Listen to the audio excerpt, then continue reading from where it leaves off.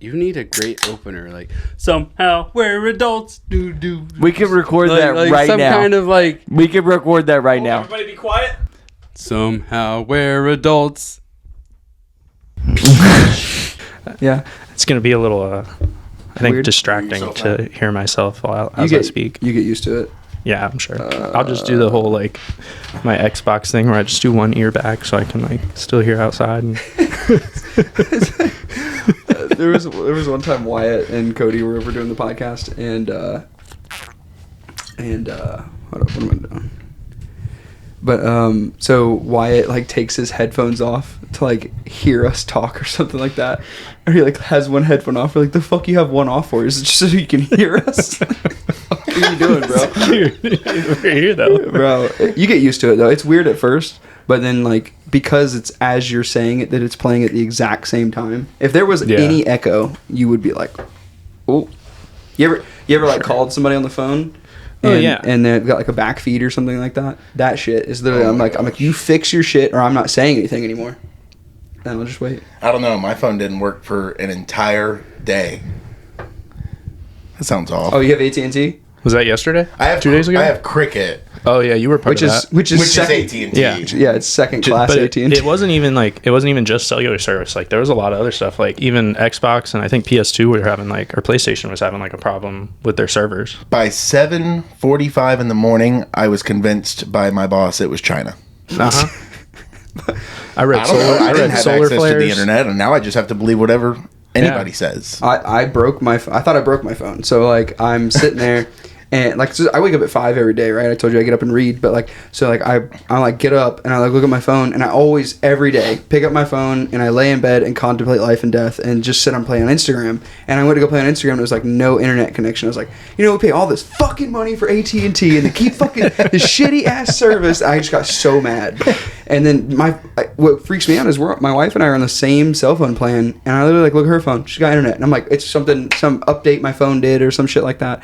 And then I come out here and we have a hotspot through AT&T as well. And I was like, well, while I'm calling on hold for 45 minutes at AT&T so that someone answer and be like, thank you for calling AT&T. But so I'm on hold for 45 fucking minutes, and I'm playing what? It's true. Don't lie to me. Everyone knows. I'm just surprised that you could get a hold of somebody if their servers were like their service was down. Bro, I was calling from my wife's phone, and it was super weird because like I said, she has AT&T. So I turned the hotspot on, hoping that I can just connect my phone to the Wi-Fi, and then it's down too. And I'm like, we're under fucking attack. It's it. They're coming. Today's the day we have to shoot some people. So, not only was the cell phone service down. Can you pull it like in front of you? The whole thing moves. I don't know how this thing works. You've done this podcast like 4 times. I was gonna say you've done it probably more than anybody. It does sound off. Oh, there it is. I'm only going off of like watching other people's podcasts, and they're like, "Hey, you're too far away. Hey, speak up." Thank you for doing that. Appreciate that. Because some people would be like, I'm like, no, the microphone does not work like that. I could probably do that. You got to get a guy in the corner, like at the NFL games, that's got his little bowl, and he's like focusing the sound so you can get it. Get somebody to stand over there. I didn't realize that was Boom, get a boom. Get somebody to hold a little boom. He's got the orange gloves on, telling you when to do what. We're on a shoestring budget for this podcast. I know the sponsorships seem crazy, but brought to you by Manscaped. No, I'm just kidding. So okay, what were you saying, Jake? I apologize. I don't know. Honestly, the only thing I'm thinking about right now is Joey Diaz with the smelling salts, just like. Joey Diaz, that Brazilian bold, dude. That Brazilian bold from 7-Eleven. It'll get you. He swears by it.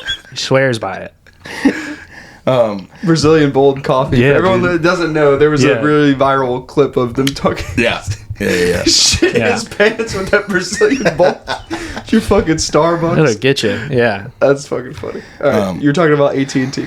Yeah. So, like I said, my phone was SOS, and I'm like, what the heck is going on? That break my phone, and I get to work, and I'm thinking like I use my phone all day, every day at work. I need directions. I'm going to random addresses. It's not you sending me Facebook reels while you're driving on I-4. You would think. I need TikTok. I need need to be entertained. The essentials. I told him he just started a tent business. We can talk about that, of course. But I told him he's got to come tent my truck, not for the purpose of it being too hot in the truck, but there's a glare on my fucking phone when I'm driving down the road. You know how dangerous it is to be driving a semi truck, and instead of like driving like this, I have to drive like this to keep it in the shadow of the fuck. Like I need tent. No, I mean, So it's more safe. Yeah, Hey, I agree. It I needs to get be it, too. safer for you to text and drive. I get it too, man. I mean, I have an iPad sometimes when I drive the semi, and like I'll put it next to like the dash, and I'll be like watching whatever as I'm going down the road. And next thing you know, you got the sun just coming right through that. I don't even know. It's like a 5 foot by 6 foot window right in front of you, and I mean, you can't see anything that you're watching. It's so dangerous. Yeah, absolutely. I couldn't agree more. It's a whole commercial for Windows 10 right here. So you can play on your phone privately. Yeah. Safely. Texting and driving isn't going to kill me. It's the autocorrect that's dangerous. Because now I have to backtrack. Take the D off the ucking. Put an F. Yep. Yeah. Yeah. Like, now I'm distracted. Yeah. You know what I mean? Before I was fine. This reminds me one time with Wyatt and Cody on the podcast. Wyatt, we were talking about taking an Uber somewhere, and we're like, it's crazy how many people talk about all these issues they have with Uber, and Wyatt's like, it's amazing that none of us have ever taken an Uber, and Colton goes, because we're irresponsible and we drink and drive everywhere. Yeah. I was like, Yeah, it's no- 100% yeah. true. Yeah. Cannot confirm or deny that Yeah. one. Yeah. Let's put it this way. I've never paid for an Uber. I fight when people try to get Ubers. It's the last thing I want is to wait for an Uber. I love to have the convenience of my vehicle there. Control your own destiny. And then but I mean, then- there's always that point where you're like, yeah, I can't do this. Nah. No matter how much confidence you have, like, Bro, there's my algorithm where it's just like people talking. It's just memes of people talking about how great it is to drink and drive. Oh my God. It's a whole thing, bro. It's really bad when you find out you're good at it. That's a problem. When you never tried it before. I'm really starting to wonder when too far is too far here. Because So Please drink responsibly. I just wanna put that on it. we're gonna We leave went that drink on a, responsibly, but we went on a cruise to Mexico, and Is that when you got raped? no, this is before. Different cruise. Different Yes, cruise. before. This is. If that was an offensive thing for me to say, then you guys didn't watch the previous podcast. I think that was actually the first one. Yeah. But so this was probably 2015, 2016ish or so. We were still pretty young, but I was going to be the designated driver for the four of us, and it was me, Logan, and our girlfriends, and Could it just all of a sudden you're get messing better? me up. You're like tuning me out, dude. Could it just all of a sudden get better? Yeah. You just like auto tune me and everything. That's pretty cool. I'll Sounded start clean? singing. Sounded clean. Keep going, Jake. And so That one was me. I didn't even touch. distracting Okay, me all right. so much. I won't even touch it. All right, sorry. I said, all right, my hands are I'll be done. the designated driver. It took about 10 minutes and everyone having a blast and me just sitting there like at the bar for me to become the designated drunk driver. We had rented a Jeep in Cozumel, and we leave there. I'm like, I can barely walk. And I was like, fuck it. If I'm going to drink and drive, I might as well do it on foreign roads. Like, now, keep in mind, That's the spirit. this was probably like my 12th or 13th time in Cozumel, so I do know my way around, and I know how the locals drive as well, which is like maniacs. So blend in. We're going from the beach to Carlos and Charlie's, and Logan, who has never been out of the country in his life, is telling me where to go, and he's fucking right. His directions are correct. Bro, that's insane. some of us got compasses like that, man. Do you know what Carlos and Charlie's is? No, No? I've never been to Cosmo. Senor Frogs? Oh yeah, yeah, I've yeah, been- Okay, so yeah. Carlos Yeah, and Charlie, Bahamas it's and just stuff, like yeah. that. It's Okay. it's a place to go and pretty much kill yourself with alcohol poisoning. Logan was cut off before we walked into the door. We were carrying him up the stairs. And Carlos, the guy looked at me, hey, ese, no more. No mas. Nope. No mas. That's impressive. It was really, and while he's, that's probably the most gone I've ever seen him, and he's just telling me where to go, and he's right. And then I realized I can drink and drive. Like, I probably shouldn't realize. It's like, luckily I really don't drink very often at all, but.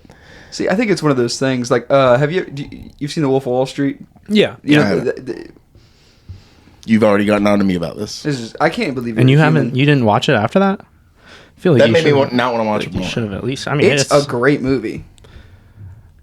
I've seen clips yeah, from it. I think it's That pretty counts. good. Hilarious. Well, the guy who actually who Leonardo DiCaprio played, Yeah. that guy talked about how like here's like there's two lines, right? This line is like what's good is on top, bad is on the bottom, and he said that what he would do is just like you just barely cross over, and then it gets easier and easier. The next thing you know, you're so fucking far away from the line of good and evil, and you're just fucking just doing terrible shit. And drinking and driving's got to be the same way. You just do it once where you're like got a slight buzz, and you're like, oh, I can know what I'm doing. Yeah, not so bad. Next time it's just a little bit more drunk, and then next thing you know, you're just fucking. And then you're in the median on I-4. Like the fuck happened? I haven't done that. I'm just saying I could see how it'd be so easy. I'm such a easy. lightweight, dude. That's like 3 Busch Lights for me. 3 Busch Lights. That's like water. Bro. 3 deep, man. We went hunting a month or two ago, and we left at like 5 a.m. to go out to the woods, right? And there's this fucking Jeep Wrangler in front of us, and so Cody's in front of us, and it's me and my brother in my truck, and I'm watching this Jeep Wrangler go fucking off the road into the ditch, off the road, and like.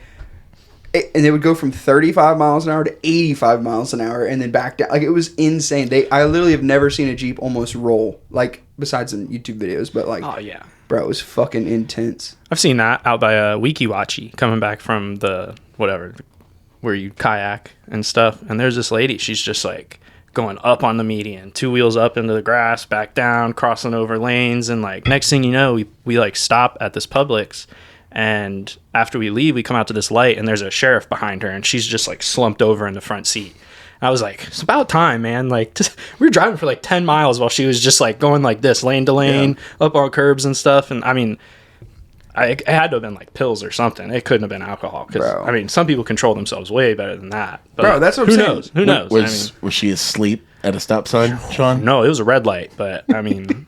I feel like stop sign's a little bit better, bro. So that person, personal experience, that person that we were following behind, they went to the gas station and they pulled in, and like, you know how the gas pumps on some places like are on like a I guess like a pad, like a concrete pad above the regular gravel, and they like pulled in and they drove straight into that. The Jeep tire stopped them, and I was like, you almost drove into a gas pump, and I went full GTO. If this is anything like GTA, we are just all gonna fucked. Explode.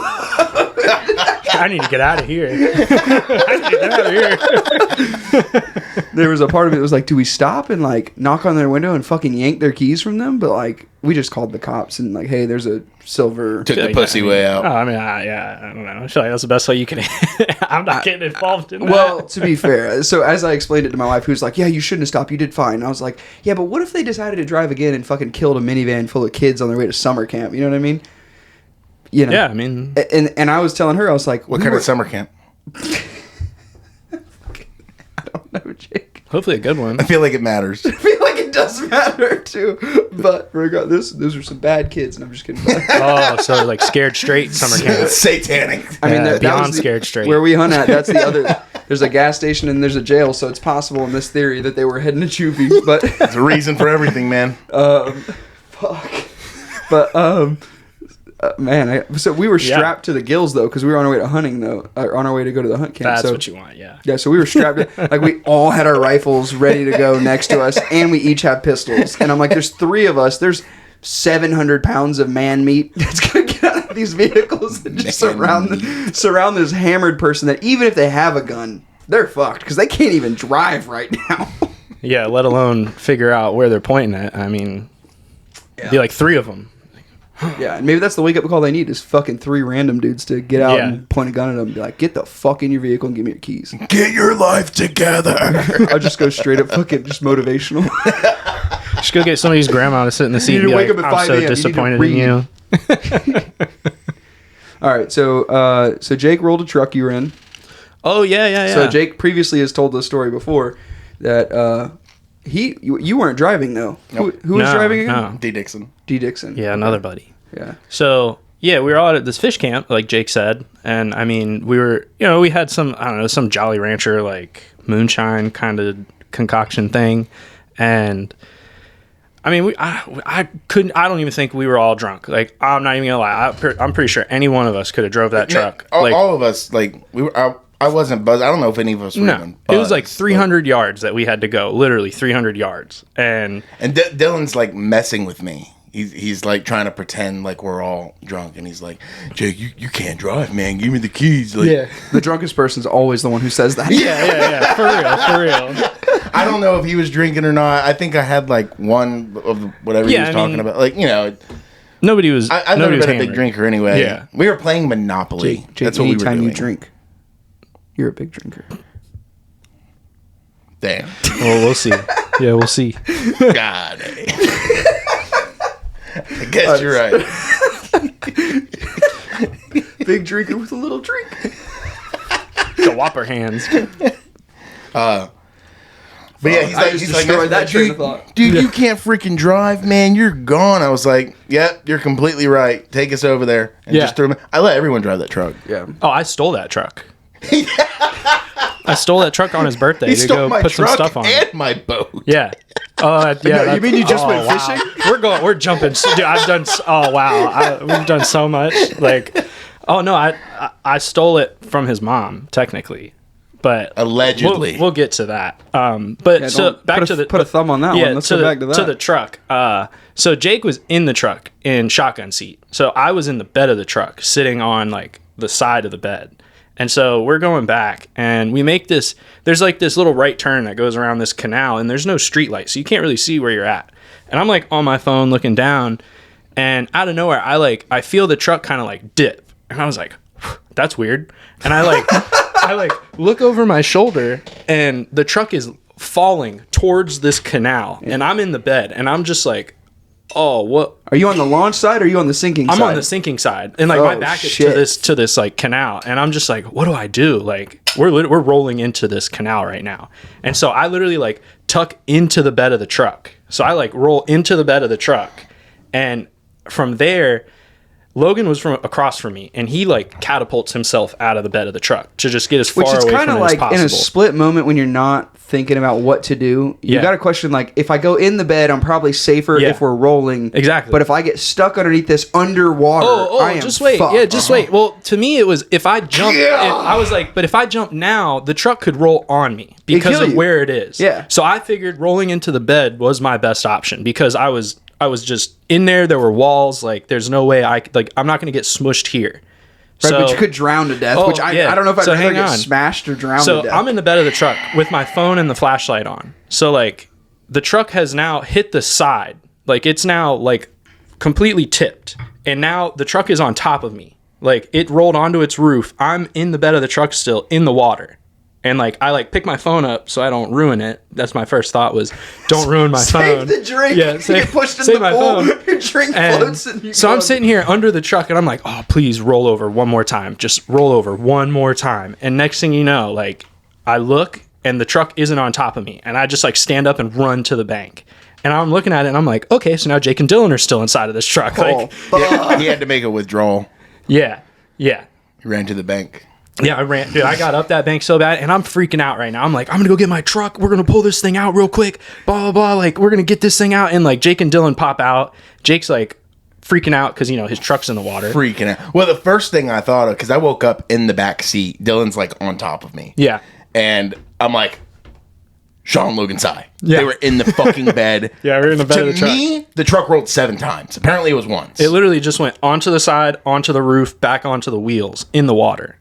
But did it do it like in like a stage kind of thing? It wasn't like one smooth the fastest slow motion thing. It had like to how have been slow. How he just described it. It sounds like it was like super slow to you. If you had time to think, this truck is on top. Let me turn my flashlight on. Well, it was more of like a subconscious thing. Like I knew the truck was on top of me, and I was like, this bitch needs to roll one more time. Right. Like it needs to roll one more time because where it was like.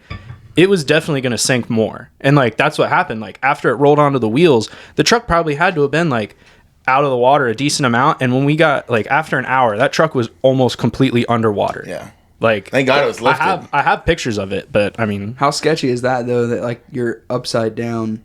Like I think if the truck just fell upside down and you took the bed route, and Logan's like, "Well, I flew, but I'm okay." And Logan's like, "Where's Sean?" Logan's looking around for everybody. You just see bubbles coming from underneath the bed. Like you just there was air though. Like literally, I was in the bed and there was just air between me and the bed and like the Captain water. Jack underneath the water. So yeah, it was literally like I was just sitting there like GMCC, right? like holy cow, this really just happened. Like.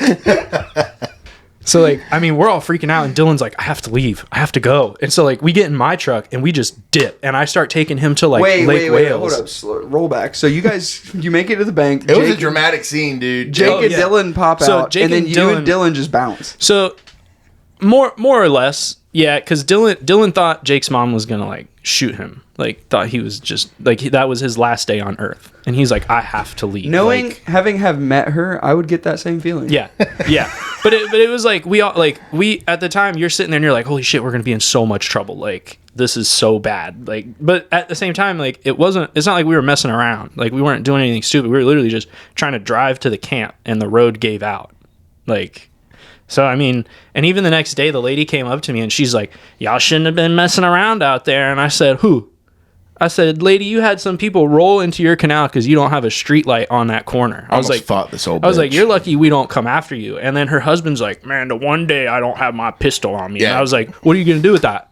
I was like, who's threatening you? Like, your life is not in danger. You can't use that. So we ended up calling the cops and like... The amount of adrenaline, I could look that dude in the face. You shoot me right now, I will beat your ass. It was an interesting scene. You want, but however many times. They were all like 80 years old, and it was a fish camp and retirement fish camp or something. So they were probably just a little upset that they were like high school, or actually this was like fresh out of high school. We graduated that year, the year after that. Mm-hmm. Yeah. Yeah, because it was spring break of 2014. March 6th is when that truck rolled. Yeah, that sucks. But yeah, I stole that truck from Jake.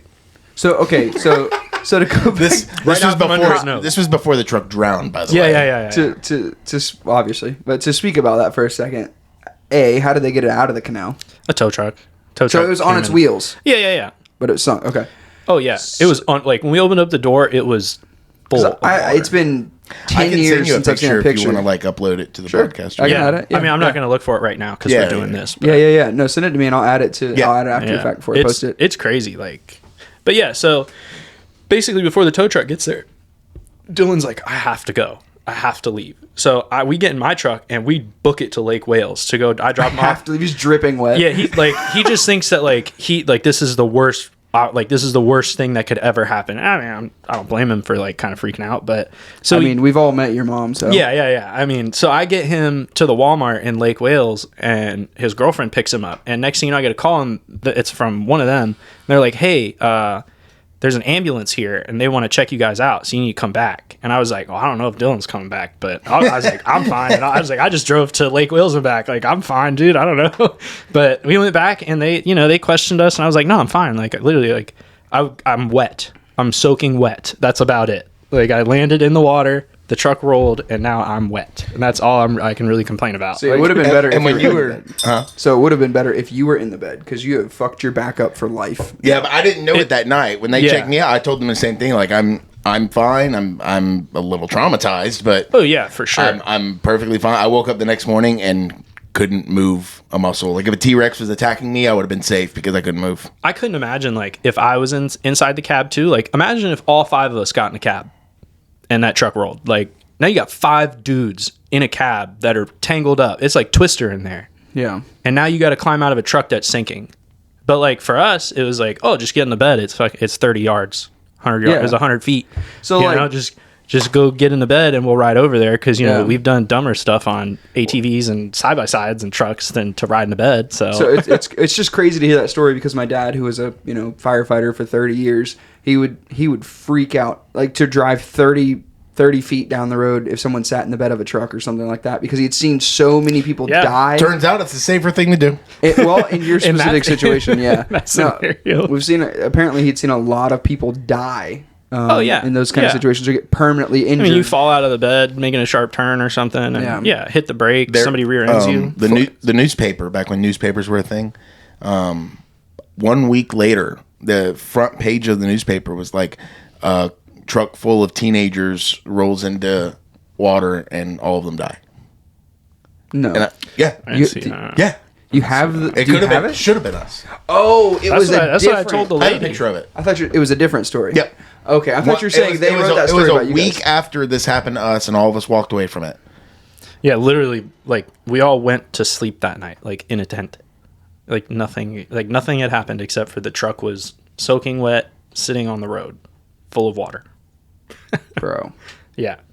How was it? Was it traumatizing for you at all? I mean, I don't know. I mean, it was still like, I don't know if I could say traumatizing because I don't like freak out about it or think about it or like it's almost like a bar story for me now. Yeah, like I I'm just imagine. like, guess what I did one time. It's 10 years ago at this point. But yeah, I mean, 10 years, like, I think I was more upset that I told the insurance people I was okay. In this economy, that's what everyone regrets. I got an accident 10 years ago. I should have sued. They called me like a couple months after. I guess they were getting it all settled, and they were like, "Are you okay? Like, you were involved in that accident?" I was like, "Yeah, I'm good. I'm good. I'm I okay." was black before And the then- accident. It and then slapped the I black see- off me. and I'm then white now. Jake tells me that they paid him, and I was like, "Motherfucker!" Should have been like, "Yeah, you know, I've traumatized. Like, I can't work ever again." Like, Don't worry, I was a much bigger idiot then than I that's am all now. right. Yeah, and but I mean, you I'm know, still an idiot now, but I was a much bigger one then, and that money got me nowhere. always looking to get a check, man. Always. Some semi guy messes up his clearance. Guess what? I'm hitting that container. I'm parking my car right in the back of that container, and I'm getting a check. 100%. Yeah. Don't quote me on that. All right, so you stole that same truck.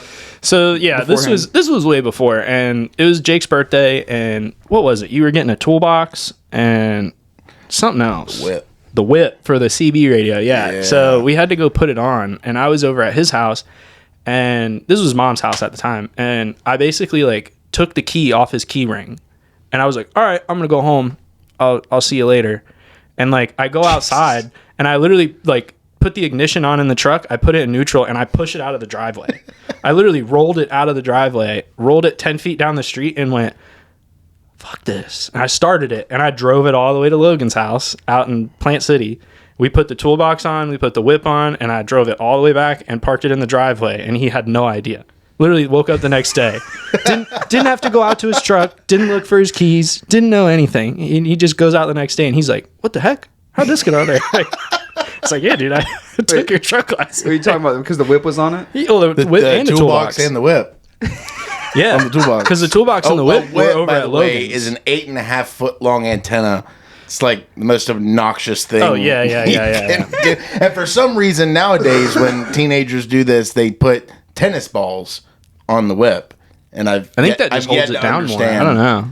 I've only seen it just like hold it down a little bit more. I so thought it it was a hit sign stuff. for homosexuality. That's all I could figure out. Well, think about the cone thing. Like, why is all these Oh trucks my just God, got a dude. cone in the Cone bed of life, the truck? man. Bro, all Cone these life. people are gonna get in trouble for stealing traffic cones. Like, you got the evidence in the bed of your truck. Like, I think I won that contest. I had a Bob's barricade in my bed. I can't. I remember. Didn't we take that? Go out to We Logan's. took it to camp and, And we used blew it it as apart. a fucking sled. Yeah. Behind a 4-wheeler getting pulled to the sugar sand. Tell you what, man. I don't like stealing, but drunk me just like can't help himself. Like my fingers just. It's like as soon as the alcohol flows, my fingers they just get sticky, dude. Like. You Steal just this guy's explained truck. that you stole a truck, but for a great cause. Well, Like, yeah, you okay. did a good So, deed but with- that wasn't really The whitest thing I've stealing. ever heard. Like, but I mean, like stealing. Like, I'll go to a bar, and if there's something I like there, and I've had a few beers, I'm probably leaving that bar with it. like the bartender. No, like okay. So there's a bar over in Lithia. I'm not gonna say what it was because they actually put out the footage of like, or not the footage, but a Facebook post about it. And so there's like I signs. think you just they They kind of just told me on yourself. whatever. But they had this like Cigar City sign in the bathroom. I don't need to care. And I was sitting there going to the bathroom. I'm like, man, I really like that sign. And I look at these screws in the wall, and I'm like, it's just drywall. It can't be that bad.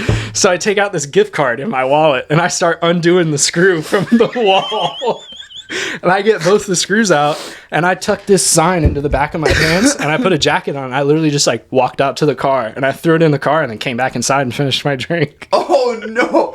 You didn't just leave with it. You went back and had Yeah, an dude. extra drink. Did you pay your bill? Oh yeah, always. did And it in a good 20%, 20% tip, always. He did it in a good way. Okay. Always, yeah. No, I just saw it. I wanted it, and I left. And then, like, same thing. There's another bar in Tampa. I saw this Stormtrooper and Darth Vader salt and pepper shakers, and I was like, wow, those are pretty cool. And again, you got to remember. I probably had half a day's drinking in. So like, the bartender leaves, and I'm just like, all right, guys, let's go to the next bar. And I like put them in my pockets, and then we leave. I have a friend who's been on this podcast several times who every time they go to a restaurant, they have to steal a glass. Like, it's just, like... I saw that clip. Yep. Was it a clip? Maybe I just saw it in the podcast. Maybe. I forget who it was. Oh, That's probably my most stolen item is glasses. Yeah. Yeah, they just, well, not even just glasses, like the little fucking, like, ranch cups they'll bring you at fucking Outback and shit. Yep. All of that shit. Yeah. I've seen that. That's like I got the like seven steak of them in my knives, cabinet. little dude. Chili's handle, the little skillet knives. handle. Yeah. They've That was big. like what I said in that podcast is like they have to have room in their budget to buy new shit. Oh, for I'm just sure. For sure. They don't do an inventory every night. Like, oh, we lost 3 ranch cups today. They don't give a fuck. No. They Long as just they have get a enough, new they don't one give a when shit. they're low. No, yeah. Yeah. But no, if I go to a brewery, dude, like recently, I was in Louisiana. The whole podcast is Yeah. gonna be Sean stealing We shit were- drunk. We were in Louisiana visiting some family and stuff, just hanging out, and there's this little brewery. It's called Mudbug Brewery, and I was like, "Oh, that's a cool name for crawdads." So I You go gotta in be there. real careful what you name your brewery and get a sign for around Sean. Dude, you got good advertising. I'm probably taking that. But so the glass, it just one of them said Mudbug Brewing on it. It was pretty cool. I just liked it. And then the other one said like House of the Rising Sun, like Louisiana. It had some cool font and whatnot. And I was like, all right, I'm gonna take these. And so like I finished my cup, and one of the family members we were with, he finished his beer, but he like ran outside real quick to go meet his wife or something really quick. And I take his glass and my glass, and I go put them in the car, and I come back, and he's like, "Where'd my glass go?" And I was like, "Oh, I don't know. I bet he took it." He goes up to the bartender. He's like, "Hey man, I got no idea where my glass went. Like it was right here a second ago." And he's like, can I get another beer?" And dude, I'm cracking up in the back, like, because this is just classic me walking out with a glass anywhere, any brewery, any place that's got a cool glass. I'm probably walking So out. with it. nonchalant. You never know when he does it. Nope. Yeah. Nope. No, I get it. Yeah. No. Nope. I wait for nobody to know. You might be the most moral criminal. As I move my bottle opener away from him. I'd steal from a Walmart because they make so much money it don't matter. But I'm not going to steal from You know what? I'm They're not going to fucking steal over. from my friends. Let's talk about how Walmart fucks over America, okay? Yeah, always. I'm They not come trying to into get them suicided. little towns, and they take all them little small business. They run them small businesses out because What's their even prices more than are so that? cheap. Like, I go down a whole yeah, I dark know. way. Yeah, we don't have to go into Walmart. I don't Well, really like going to Walmart. They That's got why my I steal from picture Walmart somewhere. sometimes. Fucking place. Never. Jake is the one who taught me how to do it. It's not necessarily Yeah, you gotta stealing. be- It's gotta just be getting the careful with barcode off of something cheaper and putting it on something more expensive. Yeah, How they're many catching on radios have now. you bought for the cost of a banana? I've been doing that lately with ribeye steaks. Walmart has fantastic ribeyes. They gotta be really careful. do. And nobody raises an eye at self-checkout that this is clearly a flank steak that's $5.98. And it's 3 big-ass ribeyes. It was originally You know what? like $46. I say Go that's their fuck fault. yourself. I say that's their fault. 100%. Oh, yeah, if yeah, you're yeah. going to put me in charge of the cash register Yep. with no training, Yep. I don't know what I'm doing. I'm going They- to punch in that I buy don't know one, this get is one every wrong. time. Listen, all I know is that if they're designing their packaging, if you take the label off, it should destroy the packaging. And if it That's doesn't fair. destroy the packaging, That's fair. they should have made it better. They should spend a little more money on making their label to where it's so aggressively sticky that when they pull it off, it destroys their package. I forgot who was with me. I needed a car battery one time. I walked in there, went to the back, found the right number, got the best thing they had, picked it up, and walked out. In hand. Yeah. Nobody batted an eye. I remember hearing about that. Yeah, it happens. Oh, dude, wow. Honestly, okay, same trip for the truck rolling. I was in Daytona a couple days prior. Probably the same Walmart that he did that at. I walked in with a buddy. Jesus. We loaded up a cart full of beer, and we went to self checkout. And It's the same one. I went to self checkout, and I said, "Hey, go scan this beer, but scan one case twice, and then tell the lady like, oh, I need," or no, he was gonna get her to scan them, and then I was gonna scan something twice and be like, "Oh, I made a mistake," and then she was gonna come over to my lane, fix my computer, and while she's doing that, he was gonna leave with the beer. And bro, it had to have been like 250 beers, something like that. Oh yeah, and he got right out of the Walmart, and I was already at my truck, like waiting to fucking just put him in the truck and dip. Like that was probably that's what's probably the worst crazy? one I've ever done. Is But I I plead hear the that. fifth. But I hear that a what's- lot. You know what's crazy is that those like Walmart still, no matter like they calculate into their numbers that people are going to steal more, but because they don't have to hire 17 cashiers, they still save money. Yeah, probably. Yeah, for sure. They account for you hoodlums. And coordinating. It's a win-win. Coordinating. Yeah. So it really doesn't even matter. Everybody's happy. They're making money. I'm getting my stuff. Everybody's happy. It's like, come on. Even if you get caught, it's like you guys were writing this into the budget. Yeah. Anyway, what we talking But about. no, I mean, they keep track of that now. Like they're starting to do the thing where they'll like catch you on the cameras. Yeah, and they'll start tracking whatever you're taking. And once you reach like the felony amount, they come and get you.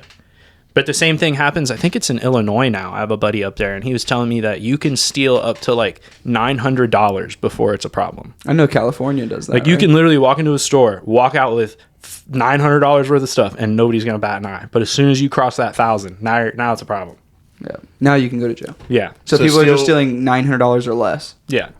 Basically, every time. Whenever. You just, as long as it's not over 900. It's not accumulative, is what you're asking. I don't think it's at 900 a year or 900 a quarter. But also, I think it's but 900 also a the same day. place they're doing where like if you get in trouble, the cops aren't coming after you because it's more dangerous for them to come after you than to let you just like stay out on the streets. So let me get this straight. I can go to Bass Pro, take as much as you usually do. No. And not get in trouble. But it sounds As much as you usually do. It sounds like I can take the label off of like a fishing lure and put it on a sun tracker. Yeah, a bass boat, little bass boat. And technically, it's only like an $8 boat. I'm sure somebody would. So it'd be fine. They'd be like, "Wow, what a coupon you had for this!" Yeah. Like, So you're saying you could buy a boat for a lure? They're just gonna open up the side of the. And then I'll take it anyway. yeah, I mean the lure's coming with you anyway. Go get a side by side for a box of ammo. I was gonna say the lure's probably in the boat still. You probably put it in a little compartment in the boat, and that's coming. The lure's free, but he's still paying for it with the boat. The closest thing I've come to stealing is I went to the junkyard once and I got a console for my truck. And I put all of the little bolts and nuts and shit that, like the little bitty interior lights and shit that I was missing. I put them all in the console, and the guy didn't even open it up. And Dude, I was that's like, usual stuff. I'll go take some fuses and stuff from the scrapyard. What do you mean the closest? It sounds like I've never stolen anything like that. Wow, not even just like a piece of candy or something. Not, if I have 6 cans of beans, Bro, I scan it 6 times. I took a piece of candy one time when I was like 6 years old. I got caught because I told my dad. And he was like, "We're going back in there, and you're giving it back." And I was like, "Snitching, man! Come on, just want a piece of gum, just want a piece of candy." I had said shit to that man since he's a rat. the first time Allie went with me to Walmart, I we were at self-checkout, and I kind of skipped over the scanner, and I put it, and she, out loud, she's like, "You didn't scan this." Oh, my God. And I look, I'm like, "Are you Oh my God. fucking kidding me right now?" So who's paying you to say that right now? You work here? Nah. You on payroll over here at Walmart? Nah. These are horrible influences. We're gonna. Don't worry. I can't let this get. We've talked about drinking, driving. Yeah, we talked about stealing now, Which is What's crazy next? because like Are we gonna it's talk not, about punching babies? It's not next? really that often. It doesn't really happen that often. This episode is brought to you by the Fifth Amendment.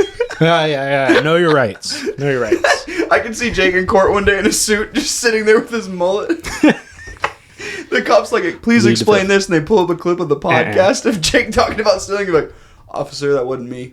Statute of limitations. He's just gonna sound like that song. It wasn't me. So I gotta grow the mullet back out. Well, That in happened. this theory, when you're going to jail. So on to the stealing, we were talking about. But wait, there's more about the boat. This one. So okay, actually, we stole the truck. This we one's stole really a Walmart. good. Okay, so we'll get away from stealing soon, but this one. I don't know. I think it stole the show. Yeah. You're gonna be missing a microphone by the time we leave. Did you not see me as he's talking about stealing everything? I just grabbed this. I was like, I just want this by me. Dude, I said I don't take for my friends. No, yeah. I Like won't- a moral. Yeah, There's I morals won't take for behind my it. friends, but if it don't matter, like Some not if it- faceless corporation like not if it- Walmart. Fuck them yeah, hoes. Walmart, You Target. don't steal from friends. You've stolen my truck. We're about to talk how you've stolen my boat. Yeah, but that was for you. Morals. So at this time, I think okay, so I don't really I know. feel better now. I don't really know how detailed I should get into it. Like, should I? Does it matter? Like, Fuck. okay, so at this time, Jake's mom was kind of like not having anything, literally not having anything. Like, She needs to get that tattooed on her forehead. Like, I'm not having it. Jake was like living at Logan's house. I don't even remember what caused her to kick you out initially. I left. Oh, you left. Okay, Yeah. you left. All right, so you were at Logan's house, and then one day we were like, we got to go get the boat. I don't remember. I don't remember. We went over to go get his stuff. And she came out like freaking out, like ready to bring a gun out. And like she called the police. And even the police were like, ma'am, you need to like stay in my sight. Cause like you're like, I am scared of you, not of them. Like all we were doing was coming to get his stuff. And like his, I don't know, pillows, clothes, whatever it was in his room. And like we weren't going inside, we weren't doing nothing. And she was like, they're doing this and they're doing that. And she was like basically about to cry because she was just trying to get the cop to be on our side.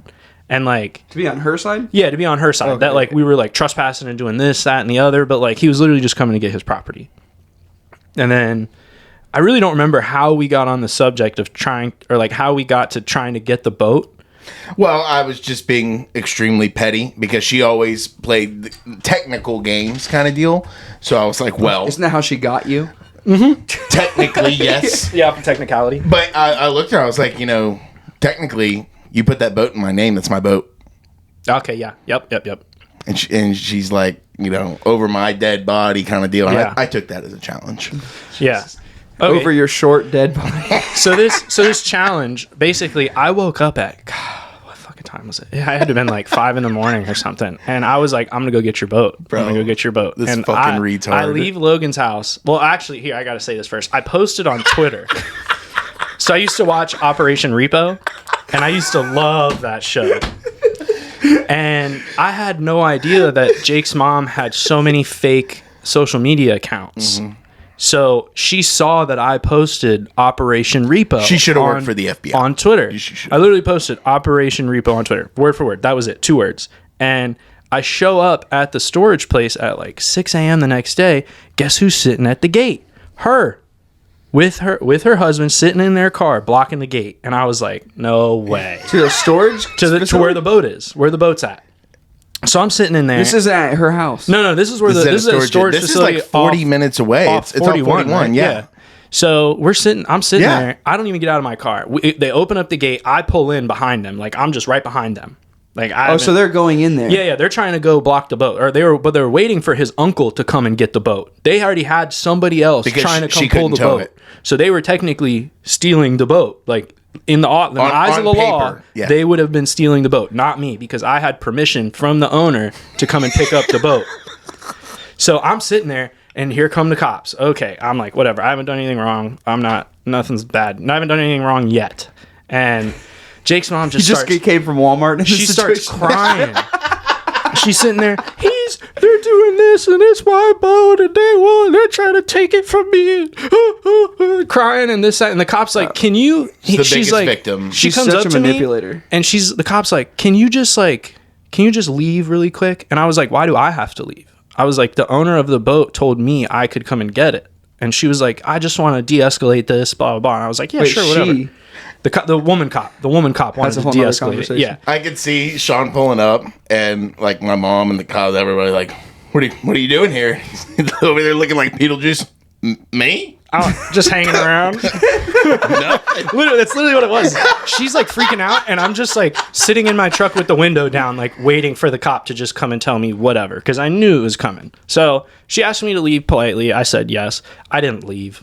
I literally went to I acted like I left. You go around this corner, and then I drove around the other side of another storage building, and I parked between two boats. And me and Logan are on the way. Yeah, they're on the way in the red truck so that he can actually take his boat and leave. And so I'm sitting there like looking around this building. I'm like peeking, waiting for like Linda and all them to leave and like wait for the cops to leave. And sure as shit, as soon as they pull out, all of them pull out. I get back in my truck. I haul over to the boat. I hook up to the boat really quick. I'm out of that spot around the back side of the property. So the cop and them left. Yeah, they went out of the gate.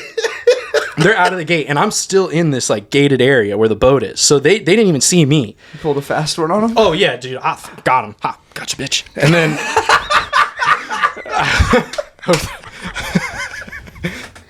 that was literally, I was like, yeah, let's go. And so I like literally Operation Repo, dude. I'm in my truck. I'm running around. I hook up the boat. I leave. I'm still in the complex. So I like pull around to the backside. So hopefully they don't like see me.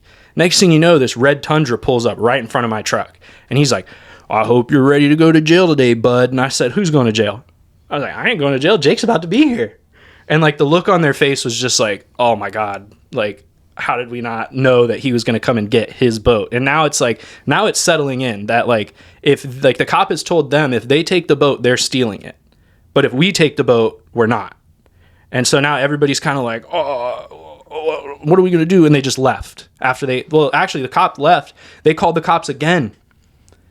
So wait, who's in the red Tundra? His uncle. My uncle. The one who was going there to get the boat for you. Yeah. Well, them. no, for them. Yeah. Sean was there to get it from me. I was already there. I was hooked up. Yeah. Friends in high places. That's what I'm saying. And then, so basically, like, they called the cop, like, his mom called the cops again because the original cop had already left. And so after that, when Jake gets there, they dip. Like, his uncle, his mom, everybody else dips because now they know that, like, Jake can legally leave with the boat. So Title in hand. Now there's no problem. So truck titles in the glove box. The boat title, dude. Yeah. No, always. I'm making the funny. So you remember Jake's gray Chevy, the nicest truck he's ever owned, Yes. besides the red GMC. Yeah, that was post truck flipping. Well, that's why I was upset about the insurance. We went with you. Where did we take you to? Where did That's we? where that money went. It was nice. Where did we take that one? Melbourne. So we're driving. You know where Melbourne is? Fucking forever away. Yeah. Palm Bay, Far east. Yeah, I couldn't even tell you on a map where it's at. It's far. Directly east? Directly east. Okay, so we went there and we took Jake with his truck because he was going to drop it off to get some custom built door panels for it. And we leave and we're like 30 minutes away and Jake like makes the statement like, oh, I probably should have took the title out of the glove box. And I'm like, are you fucking serious, Jake? Yeah, I don't even know why the title's in the glove box. Well, exactly. I mean, they can legally steal that from you. When I got the settlement, the first thing I did was I went to the bank and paid the loan off. And they handed me the title. And you just threw it in the glove box. And I just threw it in the glove box. Oh, I'll do something with it later. I mean, I lost the title, so I mean, I can't really speak on it either. So like, I literally put a title down somewhere, couldn't find it ever again. Sketch. But regardless, yeah. we were like, car, so. we were questioning if we should turn back around, but it was already nighttime. We're like, we should turn back around and go get your title from the truck. We just were like making fun of Jake, like, you know, if you go back there and they don't open the door for you and they have the truck parked, it's theirs. Technically, they signed the title. Cop's gonna show up and they're like, look, officer, he sold me Oh, dude, this. that'd have been the cheapest truck in the world, free, bro. And it was nice too. The Magahi's live. Yeah, that was a nice truck. Yeah. I think it was loud, boy. That was the best trade you ever made though. Fucking clapped out. Was it clapped out 7.3? What? When you traded that truck? No, I traded it for a Duramax. That's what I'm saying. Oh, it was clapped out. I wanted to be 6.6. one of the cool guys. I'm a roll coal all over everyone. I had nothing to even tow. Yeah. I mean, give that me truck was like Duramax. ready to go. Yeah. Yeah, Duramax ended up being bad. I didn't check it out or anything. But, you know, the moral behind that is, number one, like I said, I was an idiot, especially when it came to money. I was raised, like, knowing how to spend money, not how to invest. I didn't even know the word invest. Like, literally, I didn't know the YouTube. Imagine if I would have typed in invest in YouTube. Yeah.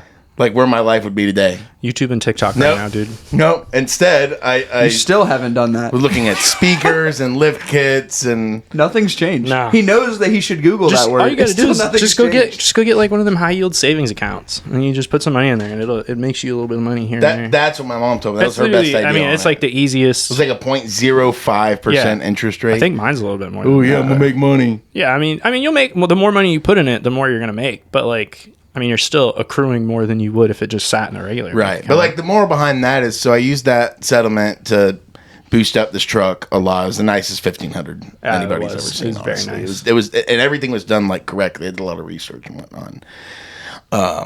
I just didn't care about it. I didn't work for that money. You know what I mean? It was given to me. I had no appreciation for it, and you know, So you got a small taste of what it would be like if you won the lottery. a small one. Yeah, I mean. yeah, It wasn't a boatload amount at the time. Obviously, I felt like I was the richest man in the world, and exactly 1 year later, I was like, "Where did that money go?" It was gone. Yep. yeah. I mean, I work around a lot of people that have like that kind of money, like fuck you money, where they're like people that are worth probably like $150 million. And I mean, it's like the shit that they spend their money on is like, It's just crazy. I mean, but I mean, it would be the same thing if I ever got introduced to that amount of money. Like, I probably couldn't tell you what I would do with it. There's a long list of things that I would do with. What's the first thing you would do? A lot. Like, you got money's in the account, taxes are paid on it, you can just spend it as you want now. If it's the same amount that I got, it was $62,000 that I got. No. I'm saying $100 million. Yeah, like you won the you won the mean- lottery. I mean, dude. I mean, I think you're kind of set. I think you're set for life right there. Yeah, but what's the first thing you do? right. What's the first thing? Oh, my- $100 million? I think I'd go get a First thing that you would do that costs more than $1,000. probably a house. Right? Same Probably day. like a decent house. Nothing crazy. That same just day. like, House first. probably because I don't like my apartment, and neither does my dog. My dog is not an apartment dog. You buy a new dog. I could buy another dog. But I really like Jasper. Just go buy the There you go, apartment boy. complex. Yeah, you know what I mean? That's probably Yes. that's probably a way better Yes, idea. I could go get a house and the absolutely. complex, and now I just keep making more money. I didn't really think about that. Or buy the complex. Now every apartment is you don't rent them out. You Just I can do whatever. do whatever you want. Can I have an office? knock Let me down guess. all Let the me walls. guess. The reason you hate it is because you have neighbors that are right on top of you. Oh, dude, everywhere, and it's like they don't sleep. So imagine if you bought it I don't- and you kicked all of them out. I don't understand when people sleep because like I'll go to bed at I don't know 10, 11 o'clock sometimes, and like people are just like actively awake around me, and I'm like, what are you guys doing? You not doing anything during the day? Or like Bro. the people above me, it's like I might as well just be a junkyard up there. It just sounds like they got Bro. Yeah, it's crazy. People just stomping around all night. Bro, so we had a upstairs neighbor when we've only had one apartment, and after that once I was like, nope, never doing this again. I said, because I originally I was like, oh, this is the ground floor, that's the best one to be on, you don't have to go upstairs. Yeah, we're on the ground floor. Yeah, and I realized that was a mistake 2 months into it, and I realized the best place to be is the third floor, because then it doesn't fucking matter. Yeah. Because the third floor and the second floor, fuck the first floor. Because drainage goes down, all your septic stuff goes down, so they'll just throw anything down the sink. And like we got home one night from dinner. Somebody gonna blow some shit through my wall one Dude, day. so we- I need to get out. It's gonna be fucking Walmart breaking into your apartment. Sir, you got stole from us. Yeah. they're gonna open the door, see he's white, and like we must have the wrong spot. Just kidding. I'm kidding. Keep it in. If you can say it, I can say it. They're jokes, folks. It's just a joke. But no, so we get home from dinner one night, and you know when you're like you go and you have like a fucking just fat nasty dinner when you have like pizza and dessert, and then you get home and you're just fucking exhausted from the food you just ate. It was one of those nights. I get home, I can't wait to go to bed. I open the door and it smells like chicken soup. Never made chicken soup in this apartment, and it's pouring. I'm sorry, no. I walk in the kitchen, and the sink is slap full of brown liquid, Ugh. Oh, I've and seen I'm that. like, I've seen that. what the fuck is happening here? So we call. So our apartment at that time had like an app, and you go on the app and you report when you need something done or whatever. But I guess that's not. They don't. It doesn't tell you this on the app, but that's not where they want you to put emergency stuff. Even though I clicked it's an emergency button. Apparently, they still want you to call those in, but they didn't fucking tell us that. 24 hours later goes by. I get home from work, and the brown liquid is now pouring onto the floor, easing its way into the fucking living room. Ooh. And I literally was like, oh man, I could live that day over right now in my mind. It's fucking terrible. We had this dude show up with a shop vac, and he gets with a shop vac, and I'm like, you gonna get the pond with that, Bubba? Yeah. You gonna just pump that outside real quick? Yeah, and literally he's like, I'll be right back. Yeah. You need to go get a real pump. Oh my god. Someone was throwing like cat litter and rubber bands down there. Yeah, fucking, you're not supposed to do that. yeah. I'm telling you, third floor is the best. Even though you have to walk the stairs, whatever. Fuck it. Exercise is good for you. Whatever. Yeah. Doesn't fucking matter. I think the thing for me though is that the complex, like the management cares more about the appearance of the front of the complex. Oh, yeah, so so they get like more people. where the leasing office is, where the entrance is, they're updating it all the time. You It live in looks the back? super nice. I live one building in, and like Yeah. they come and leave a notice on my door about the trash can being out after 9 o'clock, but the pond's got dog shit all around it because nobody picks it up. So I can't even take my dog around the pond because it's a health concern for him. He's gonna get some kind of disease from all the shit around the pond. And they're like, well, we can't really do anything about that. And I'm like, well, how about instead of passing this flyer out to my door saying my trash can's out, go stand out there and tell people to pick up after their dog? Because like paying a lot of money to be here, and I can't walk my dog around this nice pond because people are just being irresponsible. But hey, I'm telling you what right now, some people, Their dogs, I don't blame them for not picking it up. Because it would be like if I went out there and just let one loose in the grass. Like I did at Cracker Barrel in Cincinnati, Ohio. Some of these dogs, I swear, it is massive what they leave behind. And, like, I literally don't blame the owner for not wanting to pick it up. Like...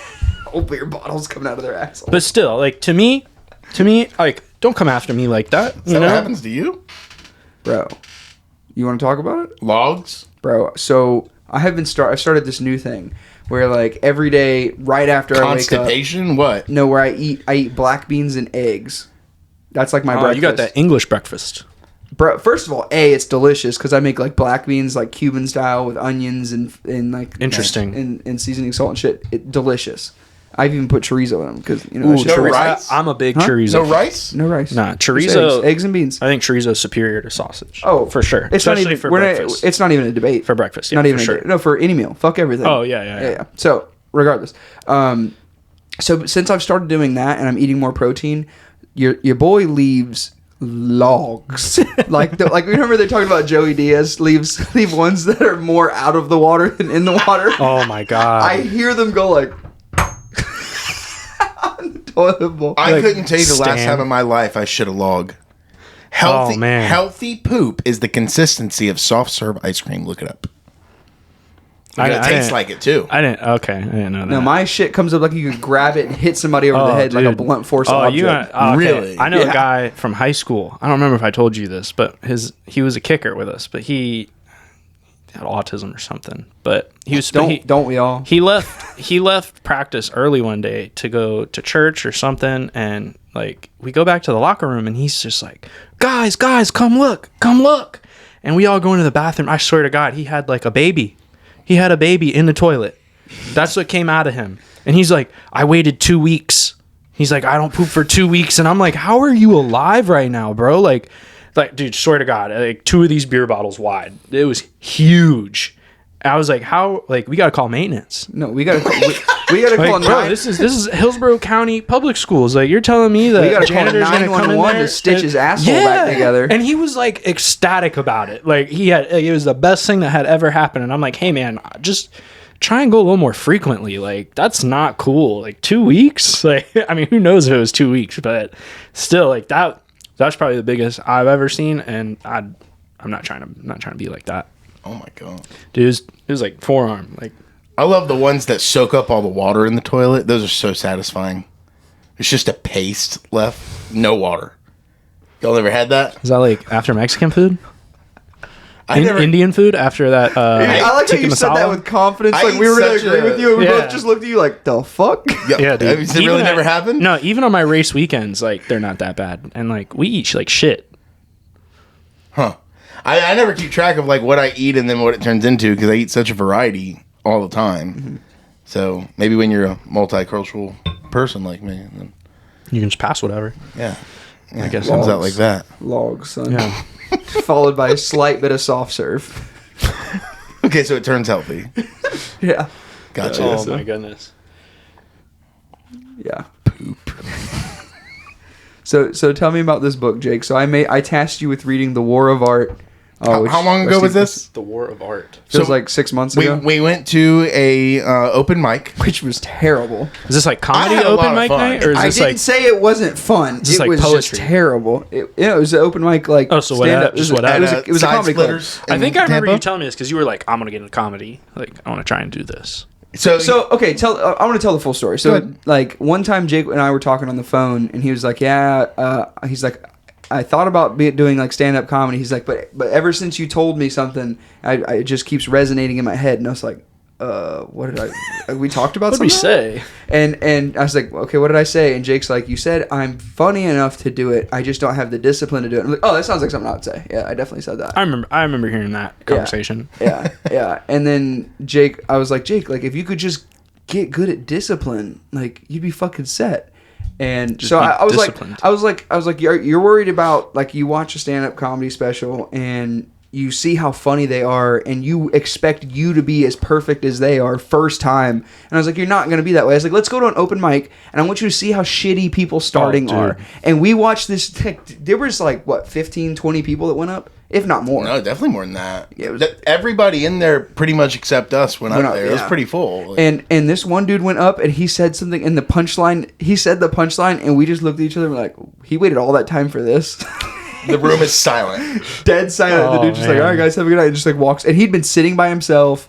Like, he had been getting roasted by... I felt bad. Oh, no. Like, no. I was questioning walking in the parking lot. The dude got so... Like, I felt bad. I really felt bad. I was like, this guy is... He probably told somebody that joke one time, and it probably just... They loved it, and No, he he, was like, oh, he thought about it in his head, and then it just... He's like, oh, this... Like, he went up there with the confidence, like, I'm hitting a fucking grand slam home run right now. And then he fucking hit a dinger straight back. This is a baseball analogy for you, but no, for certain it was hilarious. Like, we went and there was maybe like 2 jokes that were actually worth listening to, and everything else was just people bombing. And Jake and I, what I noticed on a few of them is they would start off really strong, and you're like, okay, there's some potential here, and no more than halfway through it, just absolutely lose all momentum. Oh, no. Yeah. I feel like after that, you got to just like rework your...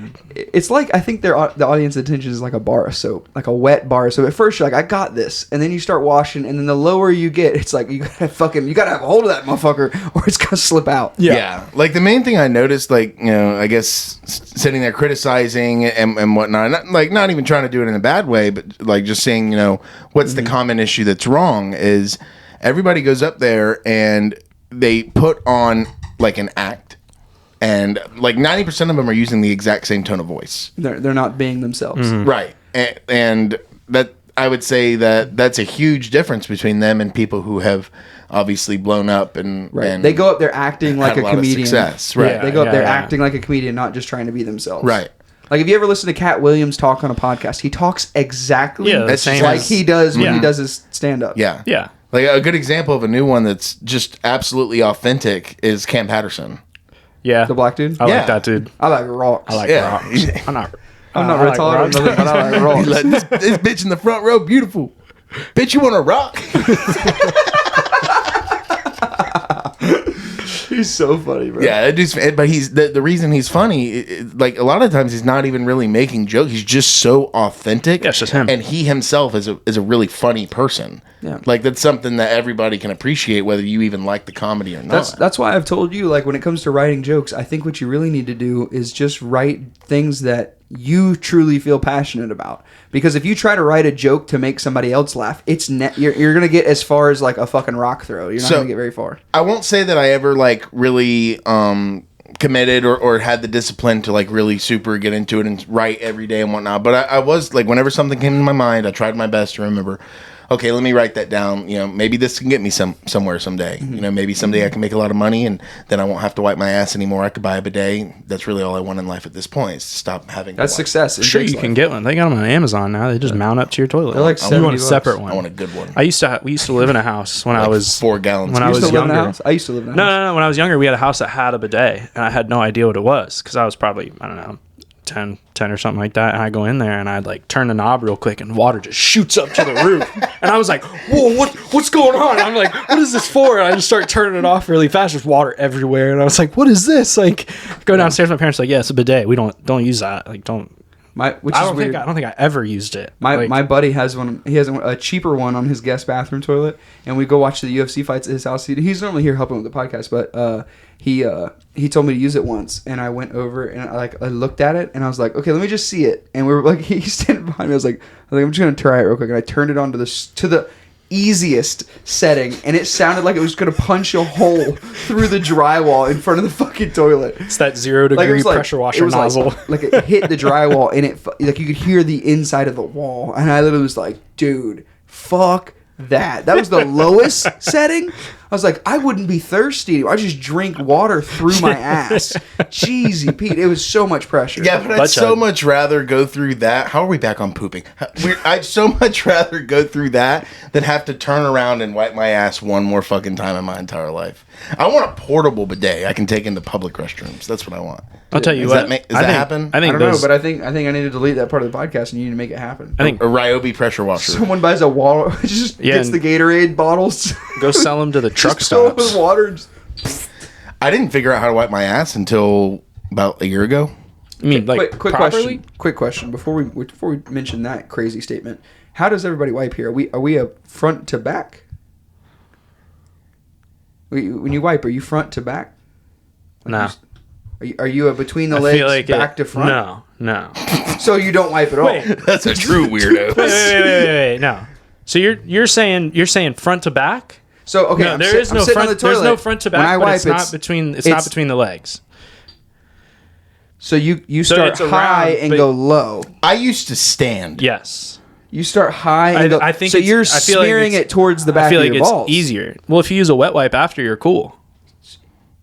You gotta clean yourself up, dude. Hygiene. You're smearing shit towards It's your balls. going. But are y'all it's still going. sitting? Yeah, but are you using your right hand or are you using your left hand? Right hand. So you shake people's hands with that? Of course, I shook yours earlier. You know, in some countries that's frowned upon. It's okay. You gotta shake with your It's left. browned hand. upon here. It's browned upon. You're right, guys. I don't. So really, so I you're just- a front I to do back it. guy, but you're not between the legs front to No, back. no. So you're not about efficiency. Okay. What Well, does I that like do? efficiency, but Are y'all still sitting when you're doing this? Because until a year ago, I stood. I would stand up to wipe my ass. do you face the back of the toilet or do you face the front of the toilet? Like, are you like when you sit down? Are you facing like the wall or are you facing the toilet? I would stand up, 'Cause- turn around to admire. Because you have to have What your, I did- your what I did. table when you're there. You have your table so you can read your books and your coloring books and stuff like Butter says. You got, Jake reads his coloring books. you gotta have your table behind you while you're on the toilet, so you can do your activities. Put your phone on there and scroll on your phone. You don't have to hold it anymore if you face the other way. I don't know.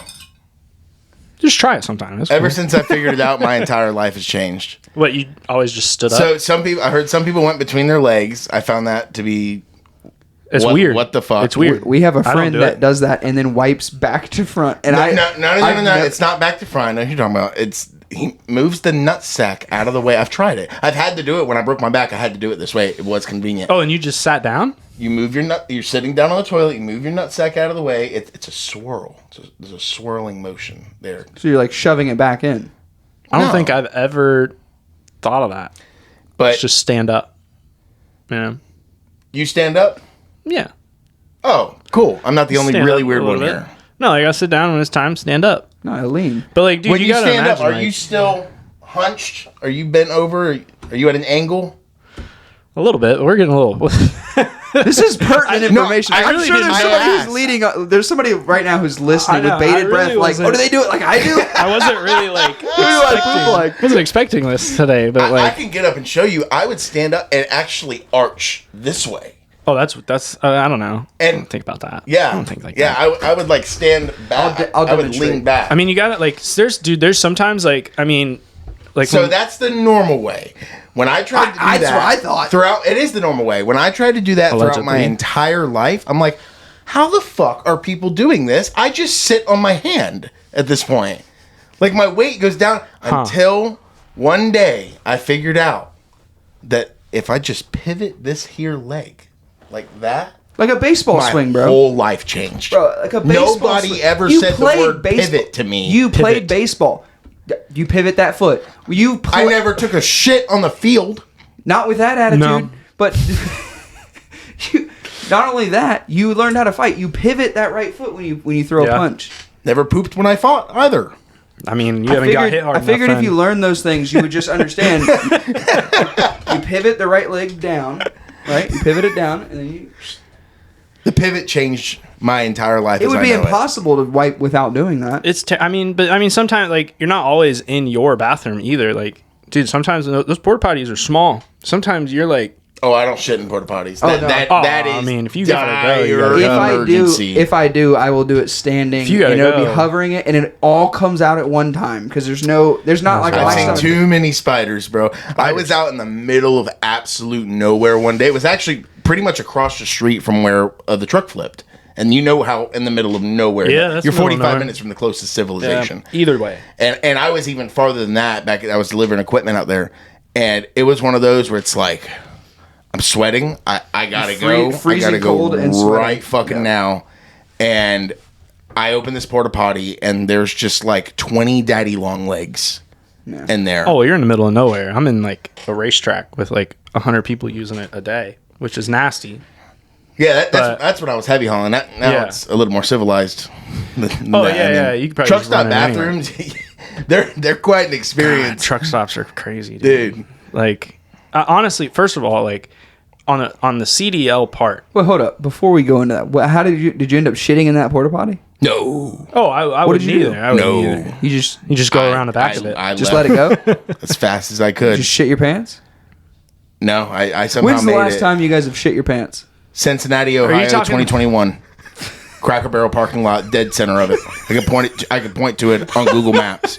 It looked like a fucking cow patty, and I'm not exaggerating that whatsoever. Is this in your pants? It Or it's on the ground. was It's on the for ground. for a split second. It was in my pants. I was wearing basketball shorts. I probably couldn't. It looked like a cow patty. I wouldn't say like Bro. are you talking like you full blown shit your pants or just like any bit? Like I guess any bit. I would say any bit. Like I was at a race and we were working and I just like kept putting it off. I was like, we got all this shit to do. Like I keep working on a car. Like gotta do this, gotta do that. And on my way to the bathroom, I tried to let out a fart and I was like, yeah, that It wasn't had sustenance to it. that wasn't it. Oh, Yeah. we're talking about just a little shark? That was no, this no. week. Well, no. Literally this week. It was like Tuesday. Actually, no. on my way here. Dude, I thought it was just a little poop. I'm just saying, like, I don't think I have full blown shit my pants since I was like 6 years old. Yeah, And I like, don't it was think so basically either. the same as you. I was holding it in and I was running inside to go do it. And as I got to the door, it just into the garage. And I was like, But as a 6-year-old, you're like, who cares? You go tell your parents, and like They- you don't they have no fix it. idea how mad your parents are at the time. But like now, fuck, dude, if I had a kid that did that, I'd be so mad. I'd be so mad. I'd laugh my ass off. Well, I mean, I have no, a kid that does it every No, day. I would laugh, but at the same time, I would be mad because I got to clean that up. And it's going to be bigger than my dog's. Like, you can't just, like, in a bag, grab just- that. you Like, just tell I your mean, six- but still, I mean. For the first two and a half years, oh, your but- wife, you're but I cleaning was- the kid's I shit was anyway. 6 years old, dude. Yeah, it's a little I different. should have gone to the bathroom. Like, Dude, it was literally Tuesday. It was just going to be a little poop. And I'm like walking around the truck, and I was like, oh, that's moist. And I just immediately stopped. is that a rat? Just, Oh, my That was God. still Please do Tuesday. bathroom. So my We're gonna last take time, care of this. Oh, my I had diarrhea and I was throwing up. See, like, and I had the that's choice. a dilemma. That's food And I poisoning. had to. Yeah. No, I was. Oh, I no. was. Yeah. So the last That's a time dilemma. I've had that. This is the last time it was in my pants. I'll get into this in a second. So last time it was in my pants. So I was in Georgia during that really bad hurricane that came here. We left and went to Georgia. This was like 2017, 2017. Irma. Yeah. I've left for her. Yeah, Irma was 2017. So we went to my cousin's house in Georgia and I got food poisoning somehow. And I am literally like shitting my brains out, diarrhea. And I literally I can't get off the toilet. I'll walk out of the toilet for 5 minutes and I will kill you if you take that. But so we walk out and I would walk out and I'd be like, okay, I'm fine for a second, and then it would hit me, I would get cold, I'd get clammy, and I'd just fucking go back to the bathroom, do it again. And then I started throwing up. And then there was one time I was on hands and knees in the bathroom throwing up, and I threw up so hard I shit liquid in my pants. So it was like I peed out my butt Yeah. in my pants. You know what I mean? It wasn't like a Dude, I log or nothing. But so then same thing. One time it happened here. Same thing. I got food poisoning. This is 3 months ago in December. December, because it was for Friendsgiving. Mm-hmm. Yeah, because didn't you get food poisoning from that We too? all did. Yeah, everybody. Yeah. So we got food poisoning, and I'm literally in the bathroom, hands and knees, shitting, like diarrheaing and throwing up, hands and knees, just make it stop. Oh, dude, It was so bad, So I would dude. not wish food poisoning on like almost anybody. That was by far the worst I've ever had. I went to Food hospital. poisoning. That was the second yeah, time it's I went to terrible. hospital. Oh Yeah. my It's terrible. God. I remember I felt like a stomach ache one time at like 10 o'clock at night a couple years ago. And I was like, I'm going to go to bed. It's like, if I go to bed, I'll feel better. Nah. I woke up at probably 4 a.m. and I was sitting on the toilet with my face over the bathtub because it was just at both ends. It was Yep. terrible. And then like I went to go let my dog out and he chased a cat at 4 a.m. and I'm in like boxers and we're in like this like apartment complex in Boca Raton because that's where we were living at the time. And like, dude, I was so mad. And he's like across the street from the back of the house. So like he went around the house to another house, and here I am in my boxers like trying to chase after him at like 4 a.m. And I'm like, while I have food poisoning. I'm like, it's gonna hit me eventually while I'm out here, and I'm just gonna be in the street like doing what I was doing upstairs. Like, yeah, food poisoning. So it didn't happen. No. But Okay. it was just the series of like, I'm dealing with food poisoning, and now I have to chase my dog down the street in my boxers while I have food worst. poisoning. Yeah, Bro, so I'm in TGH, fucking, like, I'm so dehydrated. I'm clamped, like my muscles are spasming, and I'm literally like sitting there, and like I'd been waiting in the ER for 2 hours, Yeah. and I'm the only person there who looks like there actually needs to be in the ER. There's just like, it was cold that day, so there's like homeless people just like there because they get blankets and shit, and I'm sitting there like my hands are going like, dude, just doing some weird People like never shit. think of the dehydration part when you have that. I am literally Yeah. like, I'm like, someone come in here and stab me 'Cause with it's- something. it's Give me literally something. water. And I'm literally like my arms are going this way. My whole body felt like, you know, you ever sit on the toilet too long, you stand up, your legs are numb. My day. whole body felt that way. My head felt that way. My hands felt that way. And my wife is freaking the fuck out because I'm literally like, dude, it was bad.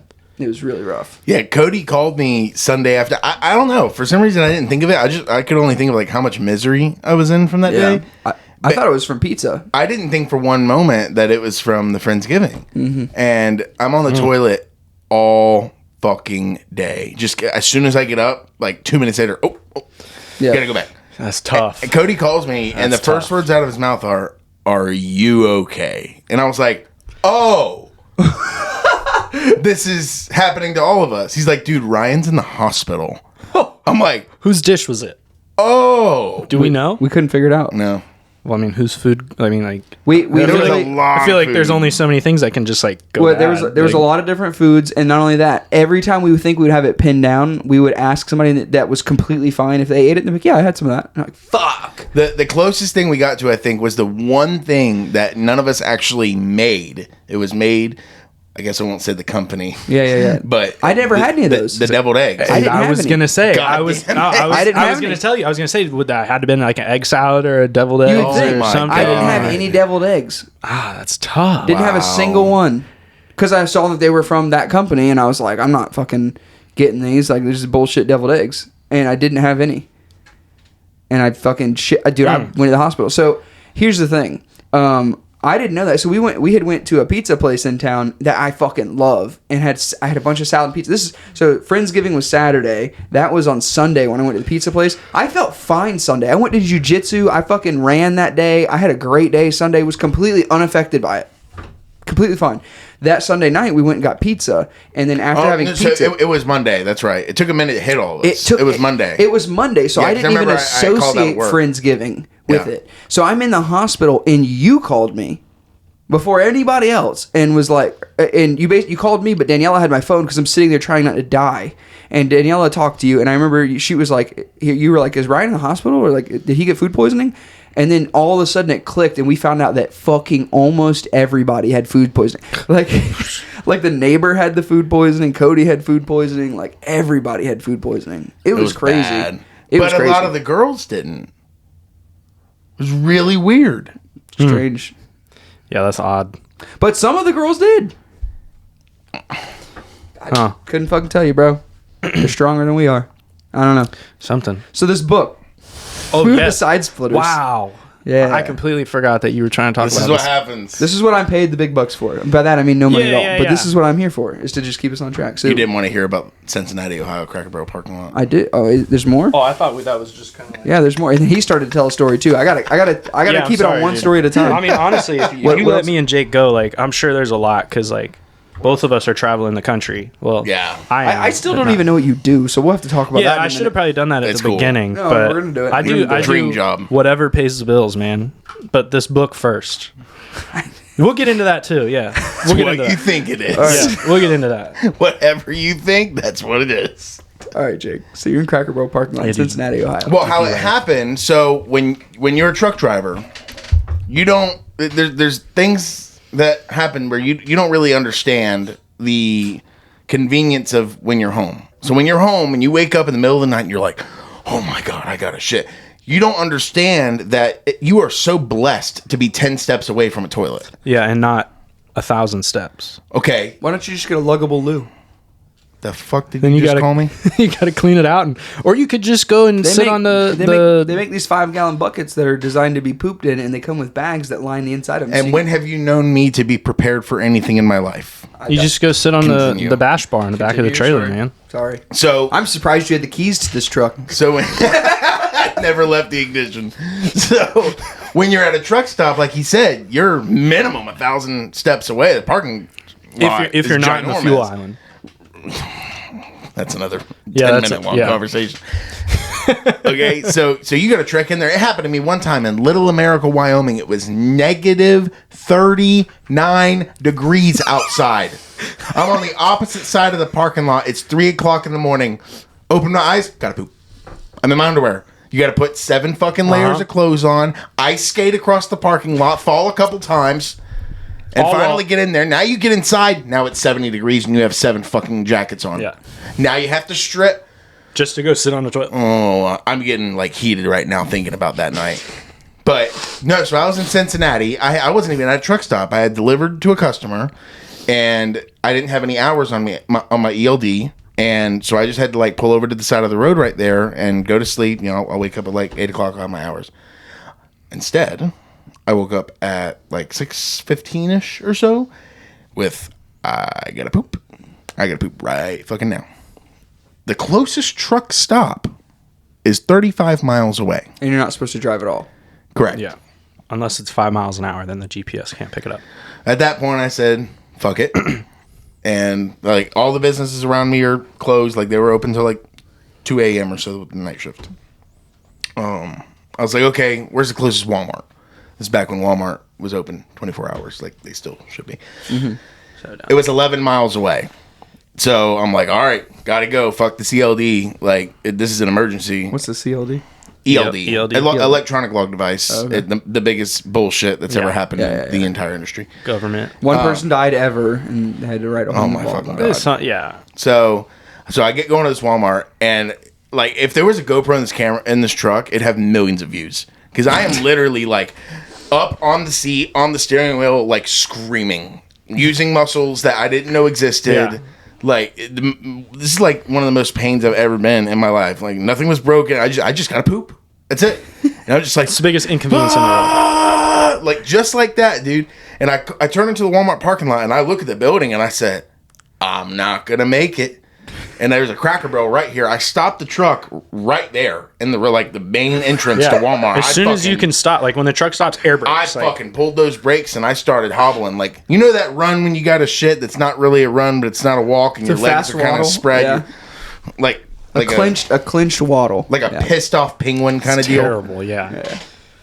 I'm doing that, and I'm like, I think it's more like an ape. Like you're like walking like an ape. Like it's in a hurry. Oh my god! Yeah. I've seen those videos, and I get halfway through this parking lot, and every single bit of feces in my body exits at one time.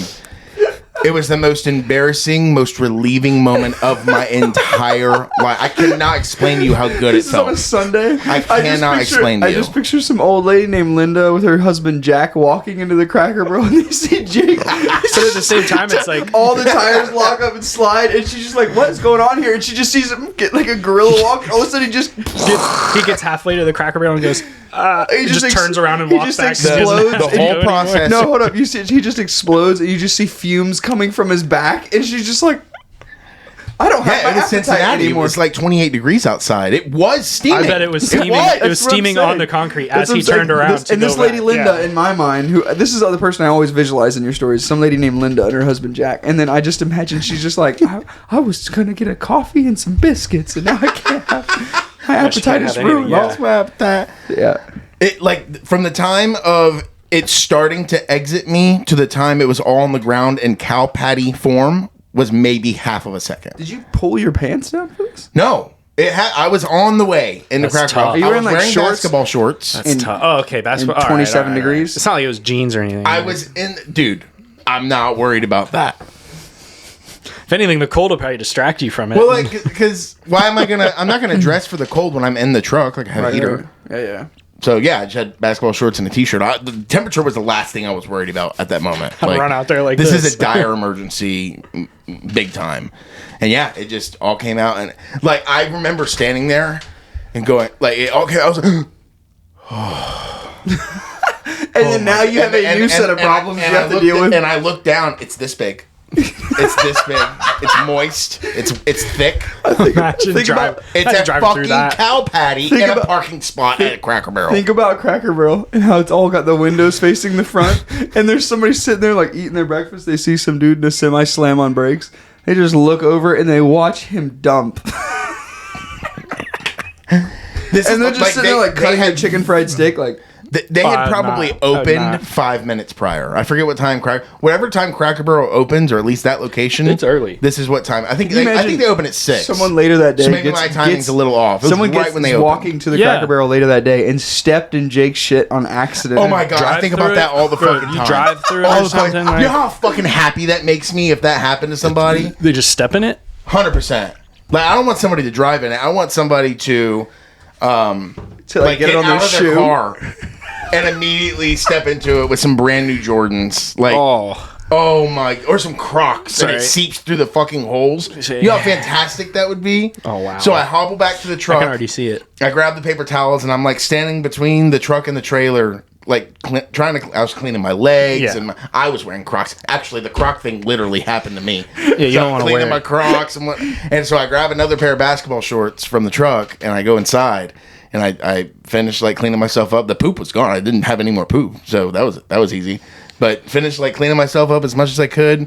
Took my underwear and basketball shorts that suffered through this moment and stuffed them in the little garbage can underneath the paper towel holder and threw the fucking new basketball shorts on, headed out and drove those 35 miles to the freaking truck stop.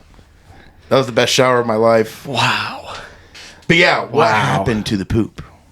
I gotta know. It was there when I left. I feel like if somebody didn't see it though, and they look out the window and there's just steam coming up off the ground, like what people are gonna know. They're gonna go. How did that get? Did someone bring their cow to Cracker Barrel? There's not a chance in hell one person thought that came from a human being. No, there's not one fucking. Because chance. Like, who's walking by going, "Yeah, somebody shit here just now." Like, you take it for granted. You know, when I would come home, it's like, well, I don't have a dishwasher to do the dishes with, but I do have running water, which I don't have. I haven't had running water in 9 fucking weeks as I've been out in this truck. Like, holy shit, what a blessing. Yeah. You know what I mean? You just keep like a 24 pack of waters or something?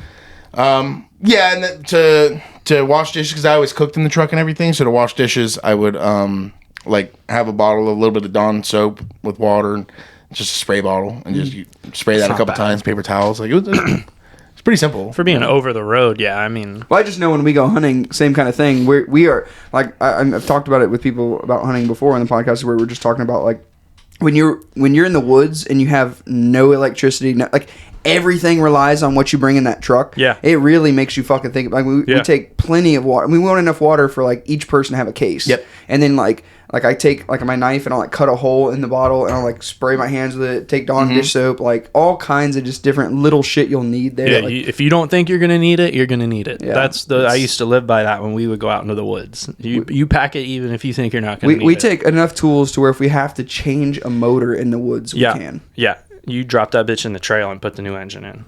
Yep. I should tell that story and immediately be sponsored by like Dude Wipes or something, bro. Yo, Dude if Wipes. There's ever a story I should hear, it's you getting a sponsorship from Dude Wipes after that. I don't know. 100%. I use Dude Wipes in the truck, but that's because I hate truck stops. So like do you use whatever he said? The Dude Wipes? No, the bucket. No. Luggable lube. Have you not heard of that before? It's literally a 5-gallon bucket. I've heard of it, but I think I have a little more control over my movements. I've legitimately thought about buying it for like the several. And I haven't shit my pants since I was a kid. No, I almost shit my pants with Cody once on our way back from downtown. So we were in his truck. You remember Mutt, right? The old piece of shit truck. Respectfully. R.I.P. Yeah, R.I.P. Turtles, fuck it up. But so we're on our way back, and you know where Johnson's Barbecue is? Yeah. We're at that light there, and like light goes yellow, and Cody, like I hear him let off the gas, and I'm freezing. Push his leg back down. No, I'm freezing. I've got chills, and I'm sweating. You know exactly what I'm like my nipples are cold, like the fucking I got goosebumps everywhere. I'm gripping anything that I can and I'm still sweating. And Cody, I hear his foot like come off of the gas because the light turns yellow, and I said, "Fucking run it." And as soon as he went to get back in the gas and realized if he decides at this moment to stop, it's going to be difficult. And as soon as he goes back into the gas in the opposite lane, he sees a sheriff fucking slowing down to stop. And fucking Cody locks up. All 4 tires dead stop. Oh, no. We slide. Oh, no. And like if the intersection is like, if we're going like this, the cop is this beer bottle, right? So people that are listening, you won't be able to see this, but we slide and we end like halfway in the intersection facing the cop. The windows are open. I'd just rather you run that thing. The windows are open. We're facing the cop. And like the people that are like turning in this lane over here have to drive around us to get in the other lane because Cody saw the cop and slammed on brakes. Oh, no. So we're sitting there facing the cop, and we're literally both of us there, pale white, just sitting there like, what the fuck do we do now? Cop never even fucking did it. Like we watched smoke roll past us, and we're literally from the tires being like locked up. We just kept rolling. We made it to the grocery store right on the corner from there, and I took a shit. Nice. Yeah. Huh. Because at that point, you forget about the shit when you're staring at the cop after what you just did. You're like, Cop's just looking at you like, I've seen better. we're looking at the cop like, as a police officer, there's got to be a part of you that thinks when you're seeing someone drive erratically, like, this person clearly needs to defecate. It's got to run through their head sometimes. Right? Like when they go to the window, like how many times have you been about to shit your pants and you're driving fast as fuck and you're like, if there's a cop, like they're just following me. They're following me Yeah, home. 100%. yeah, 100%. How many times? Every Probably. time it's ever Yeah. happened to me. probably. I mean, The best Yeah. part is the feeling you get when you make it. When you're at your house, this bathroom right here is I the lost shit that bathroom. feeling once. So yeah, but you got it in a more better sense. But no, I literally have a note on my phone because remember I told you when I think something that I think is good, I write it down. There was one time I wrote, I was like, how good is that feel? Like, name a feeling that's better than when you're about to shit your pants and you still make it home. It's like a buzzer beater 3, dude. Mm-hmm. Like, it's just Yeah. 1 second left. Launches the ball's midair. Boom. I used to have, you remember our buddy Thomas, he is known for shitting his fucking pants. He couldn't count the amount of times. And for some reason, it was all in the same pair of underwear, like every fucking time. Like, why don't you throw the fucking underwear? I think he still has them. But It's bad luck underwear. if anything, his wife threw them away. just throw them away. But I had the child lock on in the back seat. And he would we'd be going back to the house. He basically lived with me. And he's like, I got to shit. I was like, all right, buddy, I'm hurrying. The child As soon as we pull up to the house and like I go to pull into the driveway, I'd be like, nah, we gotta go do that. I'd go around the block and he's back there screaming at me, you motherfucker. I think that's more evil than Hitler. Just saying, that's really fucked up that you would do that. crazy, yeah. I can't believe you guys. I'm the kind of guy to rip a silent one, Lock the that's windows. really, and lock those windows, baby. I just really think that is probably, that should be a war crime. Throwing that To door know that open. someone has to shit and then be like, nah, drive around the block again. That's It fucking humored me war too crime. much when he shit his pants. That's cruel and unusual. Were you there when he punishment. did it at Fish Hawk Sporting Clays? No. You weren't there? Oh my god, No. that's so fucking funny. You know, I read about this kind of punishment they do where they put somebody in a barrel where they're like, the only thing above, like the outside of the barrel is their neck, so everything's inside the barrel, and they continue to feed you and eat you, or like continue to like feed you and let you like give you drinks and stuff like that, and like for weeks, this takes weeks to happen, and you end up like shitting and pissing And filling up the the bucket? barrel, and you like rot in your own feces. That's so nasty. Where did this happen? The world. I feel don't like know. I've heard it was like something it was an about old that. medieval thing. Fuck this Yeah, place. dude, medieval Can you torture is imagine? wild. Can you imagine how much you would like cross your T's and dot your I's if that was your punishment for like chewing gum on Oh, yeah. Sunday? Yeah. You know what I mean?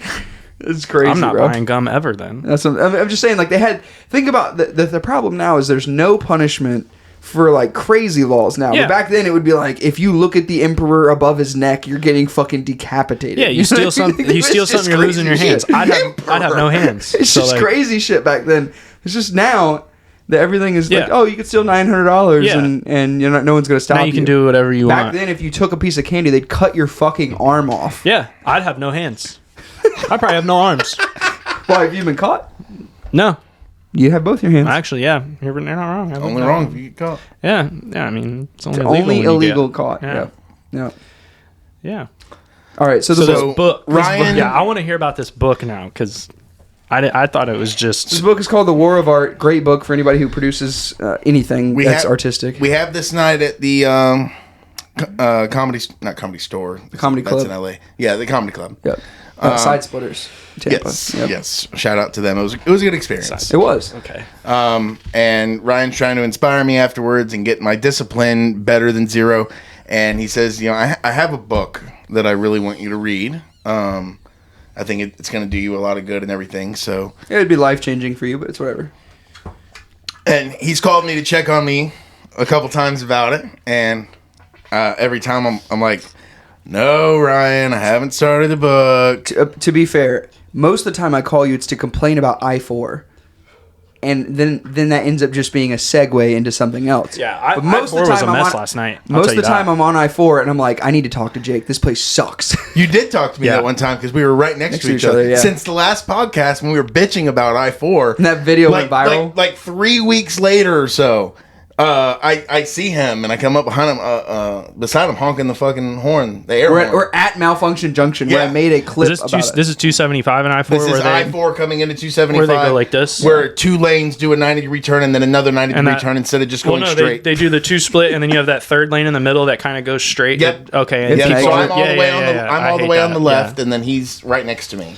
Yeah. I had just came off the Selman connect. And you're in the truck, or you're in a I'm in the personal semi. vehicle? Okay. Yeah. Yeah. I'm in my truck. And he's Yeah. he's like, who the fuck? I saw the flatbed, and I was like, that's right. And he's like, who the fuck is this? And I'm like looking at him through the back window now, and he saw him. He's like, oh my god. Yeah, that's Yeah. wild. And so we get a chance to get next to each other. I kind of slowed down, I mean, What are the fucking chances? And this is Yeah, I after mean, the for video him. of him talking about how to fix I-4. And then he goes and Have you does seen that exactly video? what. Yeah. That video went fucking viral. I told you there's a good 300,000 chance plus I'll be plays. on it. Yeah, I'm but- willing to take it. Yeah. Get That's rid what I'm of it. saying. Is he says you got to fix it that way, and then goes and does the same thing. Yeah. Like, yeah. I It's gotta be shocking. on Shoot, it. dude, I I'm was on on it every day. I was on I4 last night. I had to go pick up some of my tools that I left at a buddy's house off Knights Griffin, and like I4 was just backed up for whatever reason fucking because of reason. this rain or anything. I got off at Macintosh. It had to have been, and I literally went up to Knights Griffin. Swear to God, it was faster because there was nobody there. Absolutely. I4 they were doing 35 miles an hour for whatever reason because it was raining. Probably someone fucking changing their tire on the side of the road. Yeah, it was Doesn't matter. literally raining, so everybody was like, "Oh, I have to go 10 miles an hour now." Stupid. Like, I can't. I- I'm from I Florida. I honestly can't do think- this. Book. I think it's a conditioning thing. Put some Rain-X a on your psychological windshield thing. and grow up. Well, at this mile marker, everybody hits the brakes. Like people just start Yeah. doing it, even when there's not traffic. As They just I get- start slowing down. As I get closer to Malfunction Junction, I start slowing down just habitually now. yeah, Yeah. It's for no unless reason. it's 3:00 in the morning. But yeah, what did you say to me when we were next to each other when I slowed down? You said 2 lanes, Two fucking lanes. fucking lanes. No, I said the there's- main road. I said it takes a 90-degree turn. They literally, this is how they designed this. They gave a 5-year-old a red crayon and said, Yeah. whatever you Yeah. draw, we will make it come true. He's at the fucking Shriners Hospital. He's got a week to live. So here's your wish. My Make-A-Wish Fund. I want to design Your the project. worst intersection Yeah. ever. No, I think he did the entire infrastructure of this fucking state. Yeah, probably post like 13 Yeah. colonies because Yeah. up north is And- way different and, it's Albert terrible. Einstein did the infrastructure for Texas because it is by far the best road system. But guess what? For 80 it miles doesn't an hour. matter because Texas has the worst fucking drivers Yeah. in the world. No, yeah. I tried telling him not that. that I'll tell everybody that. He went to tell. He's like, I'll "Dude, tell you, I think my personal opinion, the worst part of the country to drive besides I-4 is when you hit the Richmond, DC, Baltimore, Yep. like Yep. the 3 cities right there. I don't care what time it is. You're not making it through in a reasonable time. I Like, would that say is to my bomb that most- area, but I'd probably get in trouble, so I'm not going to say that. Dude, it's terrible. It's terrible. I just hope, It's a hate like crime now. like this, like that one guy said about Joe Biden. He hopes an ice also the cream truck capital. pulls up and just like leads him away. Like I hope that's what happens. An ice cream truck just pulls up and leads all the people away from Richmond, Baltimore, and DC, and I can just drive through there nicely. Yep. And then the worst roads in the country are as soon as you cross into the Michigan state line, there isn't a sign saying "Welcome to Michigan." Am I right? I forgot about that. Am I right? When I went to Detroit last year. There's no sign.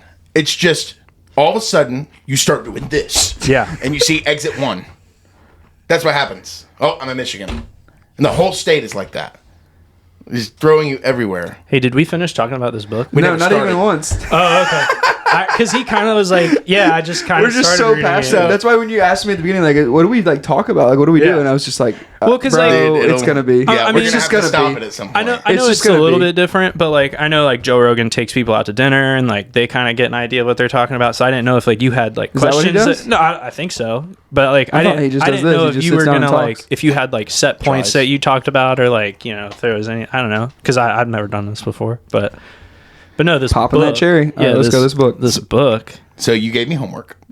And just like in school. Hated homework. Didn't do it. Yep.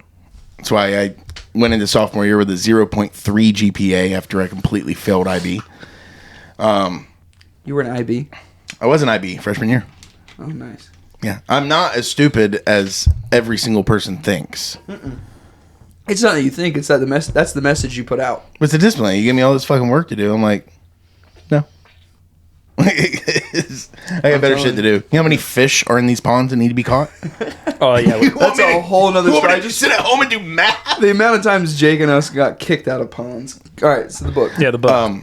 So you gave me homework, and it's to help my discipline and everything. You told me what it was going to do for me. I think I read about to here on the back cover. Yeah, you read like a quarter of the back cover. Right. And I don't know. I not once in my life have I ever sat down and read a book, which I get on to myself for as well, because it's like it seems like, from what you see on social media, every successful person in the world does this. Mm-hmm. I've never done it. I've only read, whatever we were made to read throughout school and whatnot. Right. Which is not to build you up at all. Right. And I'm a fast reader. I can get through a book, but I have a hard time concentrating. Me too. I have a little case of ADD going on here. Yeah, me too. And I've tried to do audiobooks before. I can't focus for audiobooks I get either. distracted. It doesn't click, right? So I don't have a lot of experience in it. So anyway, I can sit here and make all the excuses I want. I just want to start this off by reading a couple sentences from the very first page of this. Okay. Okay. It says, Stephen, is this it? Yeah. Stephen Pressfield. This book is called The War of Art by Stephen Pressfield. It said, Stephen Pressfield wrote The War of Art for me. He undoubtedly wrote it for you too, but I know he did it expressly for me because I hold Olympic records for procrastination. I can procrastinate thinking about my procrastination problem. I can procrastinate dealing with my problem of procrastinating, thinking about my procrastination problem. Yeah, this guy hit it right on the head, huh? I read that at 10 o'clock last night. I promised you that I would have this book read by the time of this podcast and return the book to you. Yeah. I read that at 10 o'clock last night. Yeah. And you got halfway through it? Did it not? No. Or did you just put that I didn't there? get very far through it. I got more through it than I thought I would at that time. In my head, I'm like, I'm reading this fucking thing. And I sat there for 30 fucking minutes hating myself and just like absolutely mind blown that those were the first sentences. After I've been having this task for like a month and a half now. Yeah. And Do you realize? I started it last night, and those were the first fucking words that I read. So let me break this down for you, Jake. Why I think this book would help you so much. I know you read it and you just hear the War of Art and your brain doesn't even touch on that. Break through the blocks and win your inner creative battles. Because what this guy talks about, he goes, if I only sat down and wrote because he's an author, and he goes, if I only sat down and wrote I felt. You do know it's a woman, right? It's a woman named Steven. No, it's not. It says in there, she this, she that. I don't think you can say that. Google it. I've literally watched him on Joe Rogan's podcast. The book has a few typos anyway, but apparently that's happened like 3 times now. I'm like identity a problem? girl named Steven. No, I think they're talking about the Muse. The Muse. The Muse. Regardless. Anyway, Either the way. book. So basically, the War of Art is talking about how like art is supposed to be like artistic, and like war and art are supposed to be 2 separate things. But they talk about how basically if he only wrote when he felt like writing, he would have never finished his first book. So he just disciplines himself to do it. He says it basically calls it the Muse. He goes, the Muse doesn't want you to do anything, or I think it rewards you for doing something or something along those lines, but basically talks about how like he will literally sit down at his computer to start writing and he'd be like, you thought you had me today. but here I am. I'm doing it again, and I'm going to keep doing it. And it's like you're kind of fighting. It's like kind of what you tried to tell me, but it's in a more deep way of saying, look, even if what you write sucks ass, you sat down and you did it, and that's 10 million times better than not doing it. It's better. So one of the things, I don't know if he mentions it in that book. One of the quick little anecdote of what it helped me a lot with the podcast was, if you only put out your stuff that was perfect, you would put out less stuff. And there's a podcast with Dan Carlin that I reference all the time for the same kind of thing, where they talk about this a lot. But he goes, there's something about just quantity. Like, people always say quality over quantity, but when it comes to creating art, it's way more about quantity than it is quality, because the more you do, the better you get at it. So, like, that's why I make a ton of videos, because I feel like my videos get progressively better and better and better. So basically what they say is that there's like this professor in college who he was a photography professor, and he tasked the class, he split them in 50-50. Half the class, you're going to be graded by how many pictures you submit, not how good they are, how many you submit. The other half is going to be graded on one picture. They can only submit one picture, and how the quality of it is how they're going to be graded. And the people who submitted more pictures did better per picture. Their pictures were better than the person who had, like, their assignment was to do one picture. Because if you try to make the one thing perfect, you're not getting those reps, and you're not learning. The rate of your learning is very slow if you try and put one thing perfect out. That's like in comedy. Like, when I've listened to all the comedians on Joe Rogan's podcast talk about it, like, they all say you have to do it all the time. You have to write all the time. Like, Mark Norman have you seen his wallet? Mark Norman has his wallet with all his jokes in it, and it's just a fucking mess. He literally can't sit on it. He like puts it on the podcast table whenever they sit down on a podcast, because it's just a mess of notes. Crooked. Because he always is writing his shit down. He'll be in like a cab somewhere. He's got a lot of like shorter ones too. Yeah, and which in my opinion is harder. Yes, 100%. One long story is much easier to do than a bunch of short little jokes. Yeah, but regardless, like, all that to say, you have to be doing it every day, and like, if you looked at doing that like your life depended on it, you would do it. Because think about it. You go to work every day because your life depends on it. So if you made it to where if you didn't do this, things like with Will was starting his YouTube channel, and he talked about it on the podcast. And I said, he's like, I've had the YouTube channel for 6 months. I put one video out. And I was like, bro, we're going to have to up them numbers. I was like, okay, I task you to put one video out a week. And if you don't put a video out, you owe me $5. And that was 4 months ago. He only owes me $10. That's not bad. No. He's missed 2 weeks. For $10? But even one video a week, I just did that to get him to realize, like, he's tripled or quadrupled his subscribers since then. He's put out way more videos now. Like, he's doing more. He's thinking more about how to make better content. Even if it's not of the quality that he wants it to be, and that he's trying to think of how it should be. Yeah. There could be people say, okay, well, there's I would have never started this podcast had I not done what I'm telling you to do. Okay. Because there were 6 months. Cody, Wyatt, and I had recorded the first 3 episodes of this podcast, and I took 6 months to post them because I wanted them to be perfect. And eventually, I just sat I was in a tree stand, and this is where I kind of get like my meditation at. So I'm like sitting in a tree stand, like just fucking sitting there thinking. And I literally was thinking, I was like, why the fuck won't I post these? Like, what's the worst that can happen is people like it or they don't like it. Like, worst case scenario, people don't like it, nobody listens to it, or they do listen to it and go, that sucked. That's the worst that can happen. Yeah. And I was like, fuck it, let's do it. Run it. Otherwise I'll never do it. And it took me 6 months to post the first episodes. Now when I do these, I don't even think about it. Like, when you ask me like what to do, I'm like, this is so second nature for me. It's not even a thought, you know? I mean, I kind of figured we'd just be shooting the shit. I mean, it's not that hard. Right. I mean, yeah, it's fun. It's fun. We're going to talk about what's interesting to us. You guys aren't hard. You have a gas station pill? Yeah, but I don't know what I'm supposed to take it. I thought it was supposed to help my back. Yeah, and comedy can go a lot farther than stand-up, of course. You know, there's obviously short films, you know, small videos. Podcast clips. You are more famous than me right now because of my podcast. Well, I mean, you know what really freaked him out when I told him, I said, Jake, you could have, like, if everyone who has seen that video of you talking about blowing up I-4, like, if you put all of them in Raymond James Stadium, the Buccaneer Stadium, you would fill it up 3 times. It's a lot of MILFs. That's how many people watch that?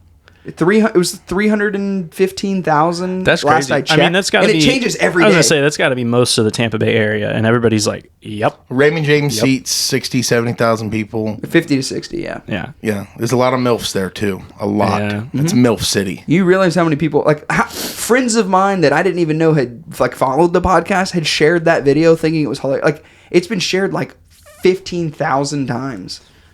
It's insane. I don't even know if it's because it's pretty funny. It's good. 'cause it's fucking true. It's Very true it resonated. and funny. Yeah. That's why. Yeah. It resonated Definitely with everybody. resonated. They're like, actually, we should bring back ISIS or but Al Qaeda. I mean, if you think about it, like I-4 the whole way across the state is terrible.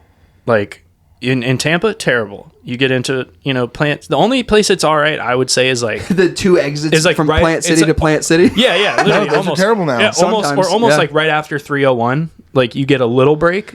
And then there's that 75 on ramp, and then it starts getting terrible again because everybody tries to run up to that. It's okay. that It's Mango okay, Sean, exit. because they're gonna make the bridge going from Tampa to St. Pete 8 lanes instead of 4 lanes. That new one?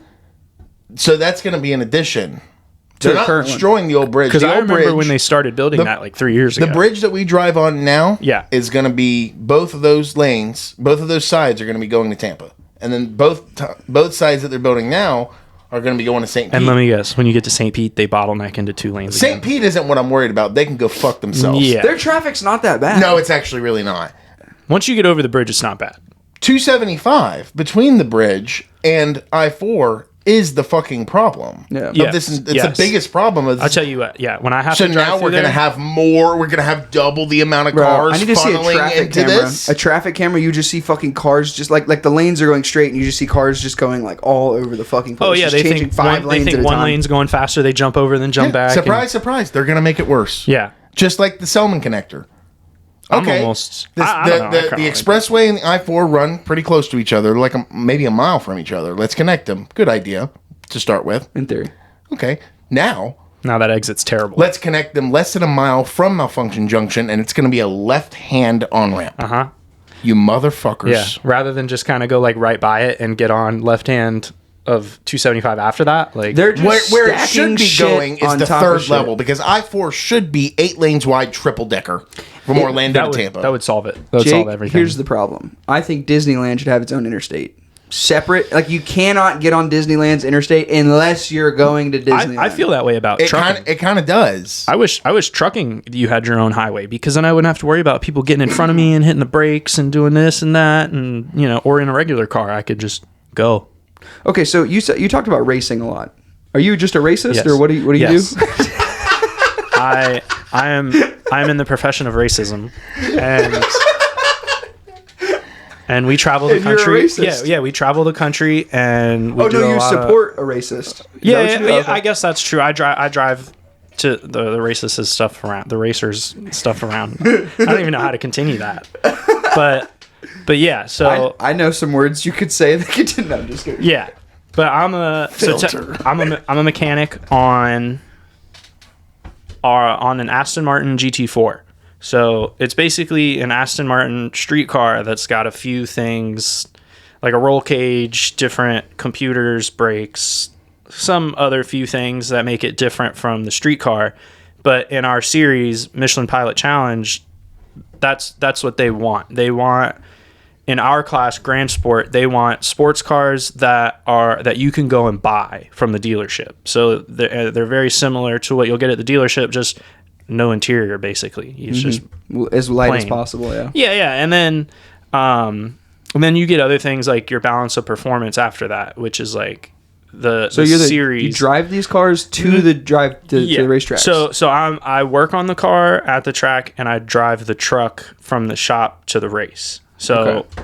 so like a day or two before I have to leave, they'll fly me up to Maryland, and I'll help pack the trailer. And then the trailer's usually 2 cars, 2 Astons in the top of the trailer, and then in the bottom there's a bunch of cabinets, and we'll put like fuel drums, like our tile. We have like this stuff's called Kiwi tile. It's like snap flooring, and it goes together under this big awning that we put up, so it just looks really nice and professional. And it's really just a pain in the ass to set up, but it just looks nice. So we have all that stuff, and I drive that to the race, and then usually while we're there, it's just working on the cars, and we go to a practice, make sure that, like, you get the car as fast as it can be, and then you go to qualifying. You try to be super fast, and then for the race, you try to make your car sustainable or maintainable. Yeah, maintainable. So over a long period of time, you're fast, rather than for a short stint, you're fast. But yeah, we have an Aston Martin. I forgot where I was going with this.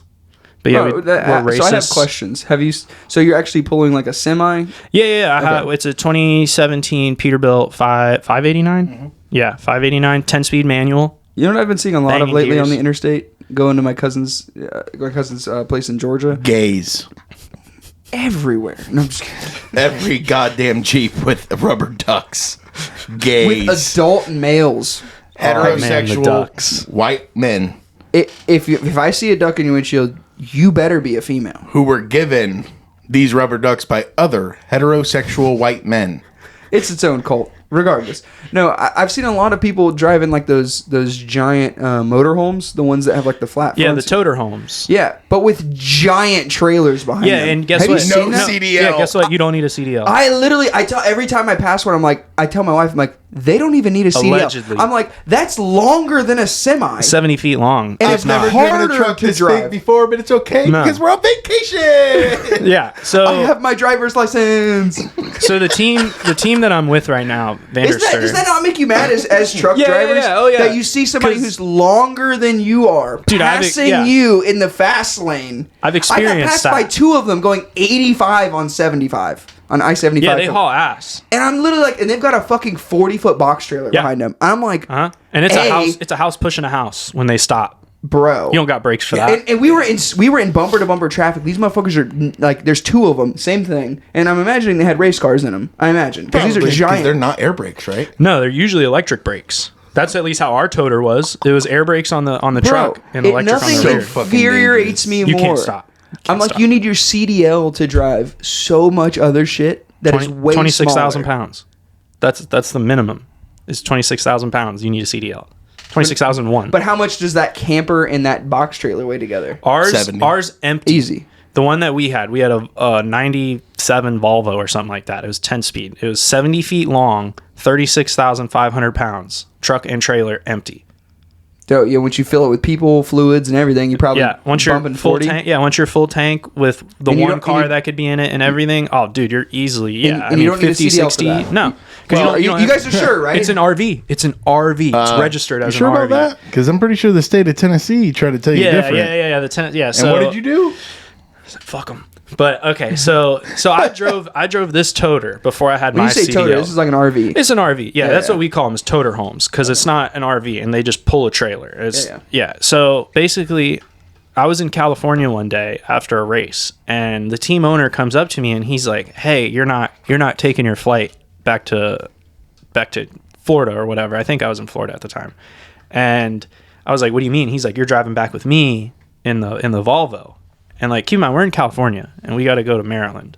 So my 3-hour Quite a flight, drive. my 3-hour flight just turned into 5 days. Yeah. So we're going back, and I mean, it was cool, but I drove across the whole country in that, no problem. We did 17-hour days. We would swap while driving.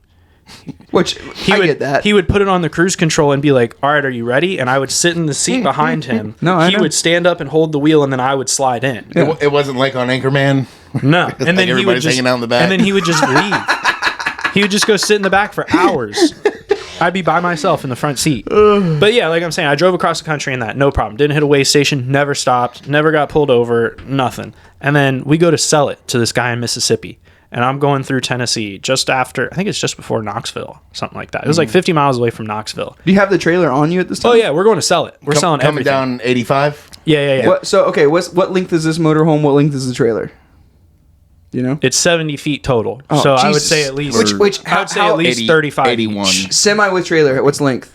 Mine's 68. They told me I needed an oversized permit, but I'll get to that. But so I passed this way station. So we're going to get food. It's like 8 o'clock at night. We're stopping to go get food. Might not, probably been like 7 or something. That's not important. But so I'm driving and I look in my rearview mirror or my side mirror and I see these lights coming up to me and I'm like, that's weird. I'm like, why is this guy going so fast? And next thing you know, he's like behind the trailer and he's coming for us. And I was like, what? I wasn't speeding. I was like, what the heck? So I pull over and he's like, I need your logbook and I need your license. And I was like, well, I don't have a logbook. It's an RV. Your laws don't apply to me. And he's like, what do you mean you don't have a logbook? And I'm like, it's an RV. Like, I'm trying to tell you, this is an RV. I don't even have a license, sir. Yeah. And I was like, sir, I'm telling you, my license says I can drive any RV. Like a regular Florida license, you can drive any RV. It says it. So I tried to tell him that, and he's like, I need you to get off at this exit. I need you to get back on and come back to my weigh station. And I was like, okay. So we go back to the weigh station. We pull on the scales, 36,500 pounds. That's 10,500 pounds over the legal limit for having a CDL. I mean, but then, and 70 feet long. So I needed an oversized permit too. We had no IFTA, which is like your fuel tax. No DOT numbers, which you have to have if your truck's a commercial truck, but we weren't selling anything, but we told him we were going to sell the RV. So he said, that's commercial. And I was like, so you're telling me that if somebody, I was like, you're telling me if somebody, and they say we've got white privilege. What do you call that? And then he said, so I looked at him, I said, so if somebody's going to sell their pickup truck right now, they got to pull in this weigh station because that's commercial? And he goes, well, yeah. I was like, but then how do you know that? Like, you wouldn't have known unless you pulled me over. And so basically he shut me down. And this is on my birthday too. I'm sitting at a weigh station. He shut me down for the night. He said, you got to get somebody here with a CDL. You have to get DOT numbers. He was on the phone with me. Like, you have to get, he was going to fly up to drive There was thing. a very good potential. I was going to fly up to Knoxville. Just to drive it. And he was going to come pick me up in a rental car or whatever so I can drive that truck. Yeah, we were going to, because we were like, dude, we were going to sell it. Like, we didn't really care. We were trying to get rid of it so we could go buy a real tractor trailer. Yeah. And so we kept going in there because we were like, hey, like this, it's not registered. It's not registered as like a commercial vehicle. It's registered under our owner or like the owner of the company, but it's his personal vehicle.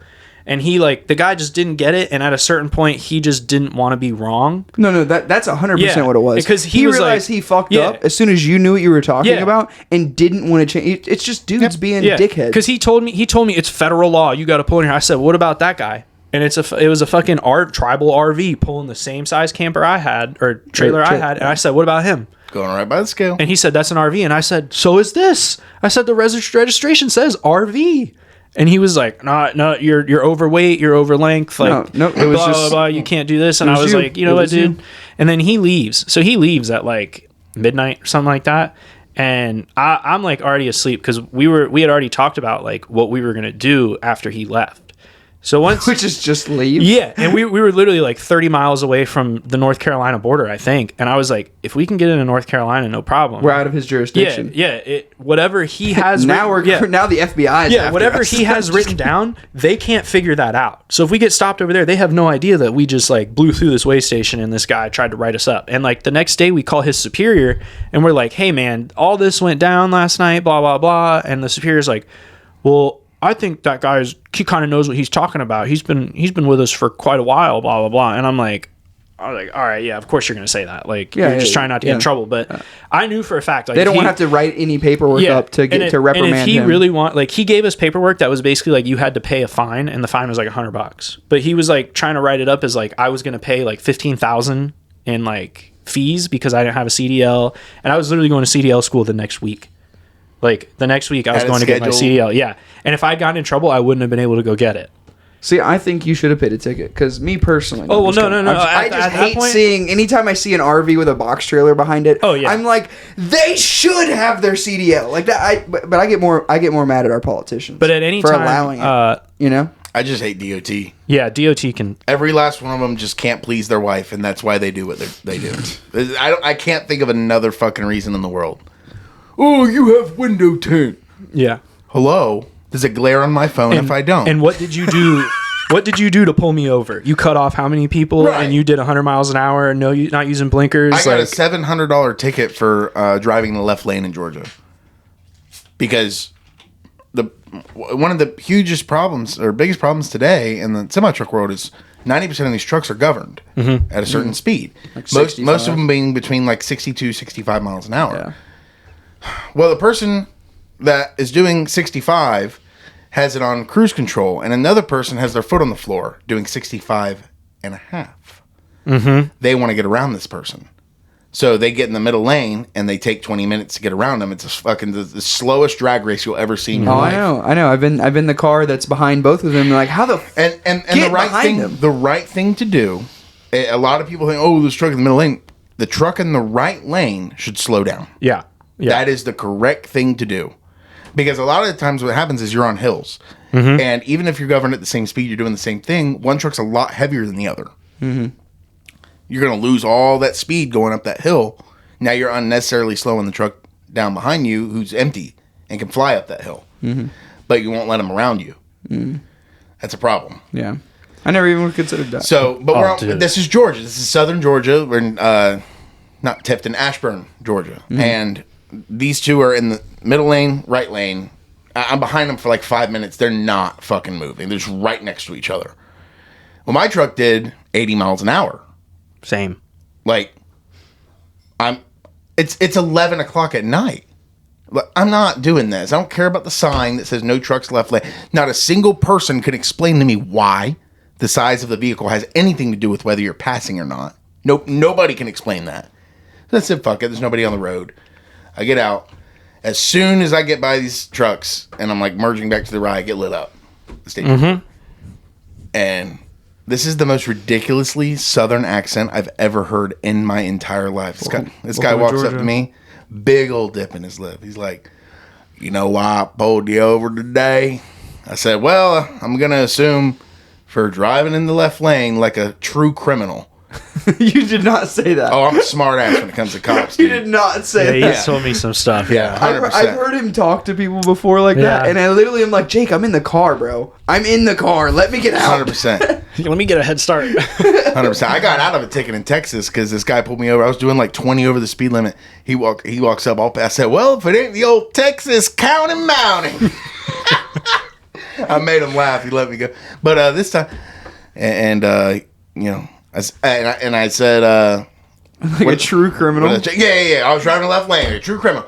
And he goes, yes, sir, you were in the left lane. You know, you're not supposed to be over there. I said, well, how about the guy in the middle lane obstructing traffic, driving right next to the guy in the right lane?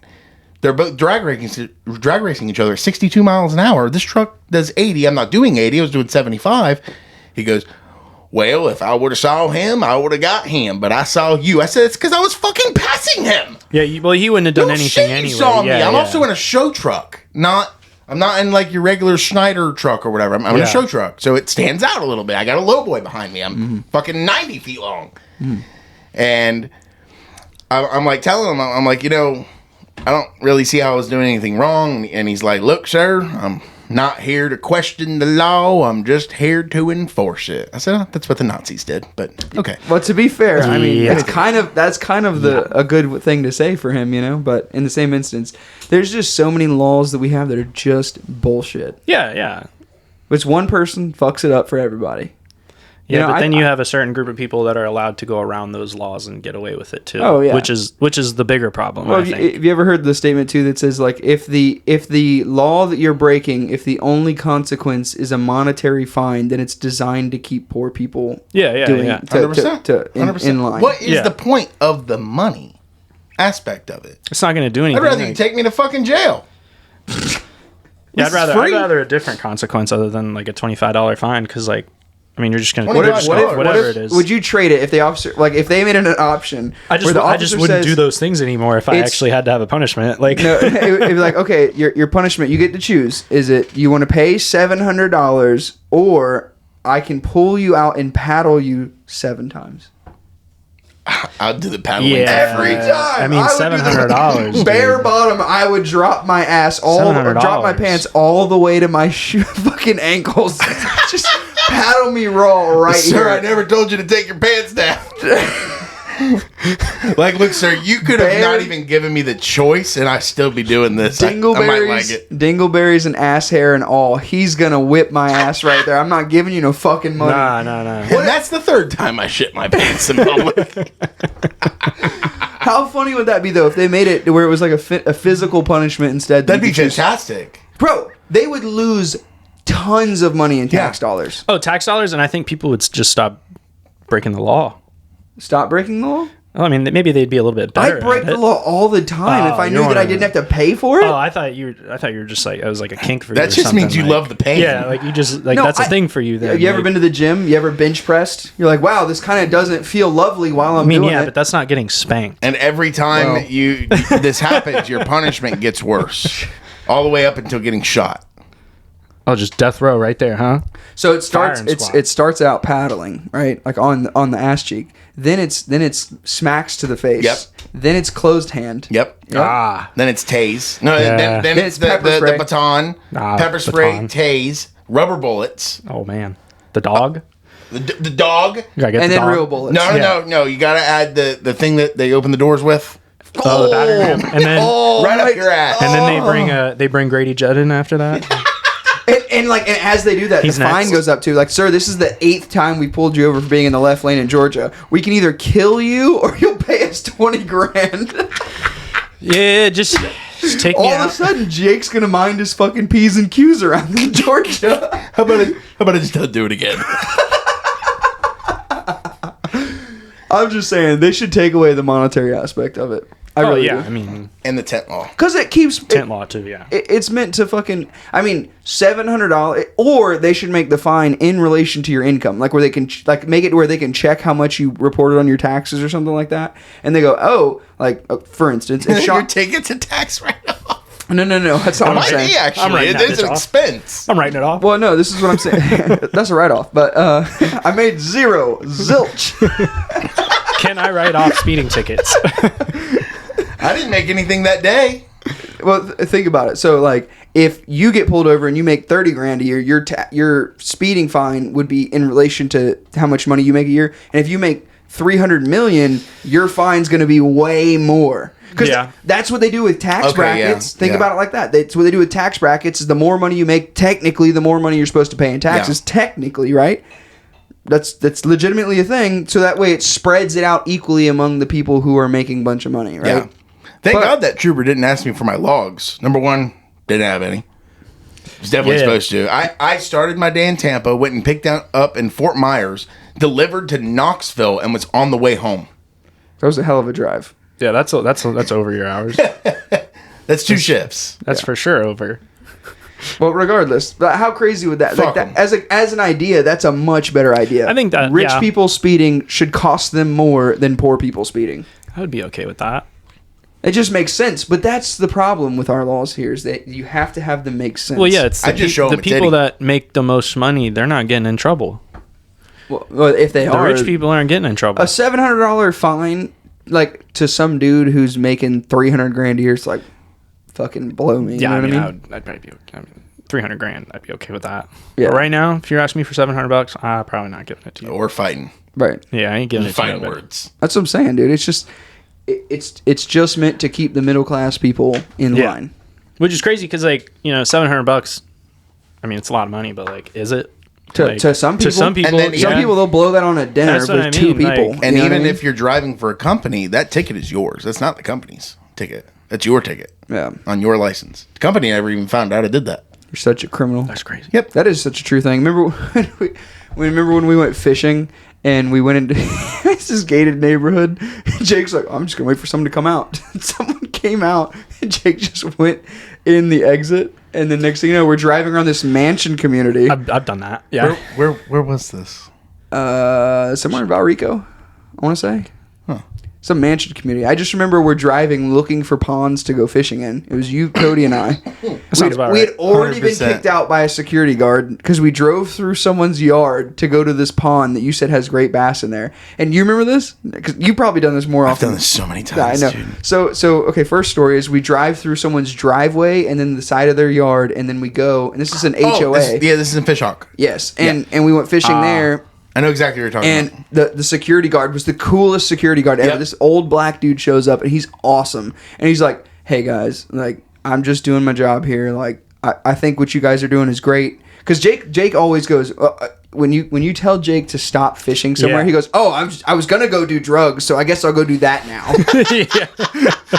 It's like, This like, is my way of staying sober, It's like- since you insist. Yeah, you're Yeah, literally absolutely. standing there, like, waiting for something to bite your hook. Me, Like, me and literally, what Cody are you were doing? at Channing Park one time, and this really pissed us off because we were fishing this pond before houses were ever built here. And, we're out there fishing for the... You should be grandfathered in. 10,000th fucking time. They had just built this fucking house that a DEA agent I remember into. that. I remember that because I told him off one day. Were you too. there? I told him off one day because he pulled up and he was off duty. He just like pulled up in a Mustang. And he's like, I work for the sheriff's department or something. High and on I said, his fucking bridge. yeah. And I said, are you on shift right now? And he just was like, I'm gonna get somebody that is. And I was like, oh, okay. So you really like can't do anything. Mad as fuck. Yeah. That he was was just fishing. like upset. I think there's a special place in hell for those people. Yeah. So we're out there. It's like 9 o'clock, 10 o'clock at night, and I am literally like I just set the hook, and all of a sudden this big flashlight because the DA agent coming out at us.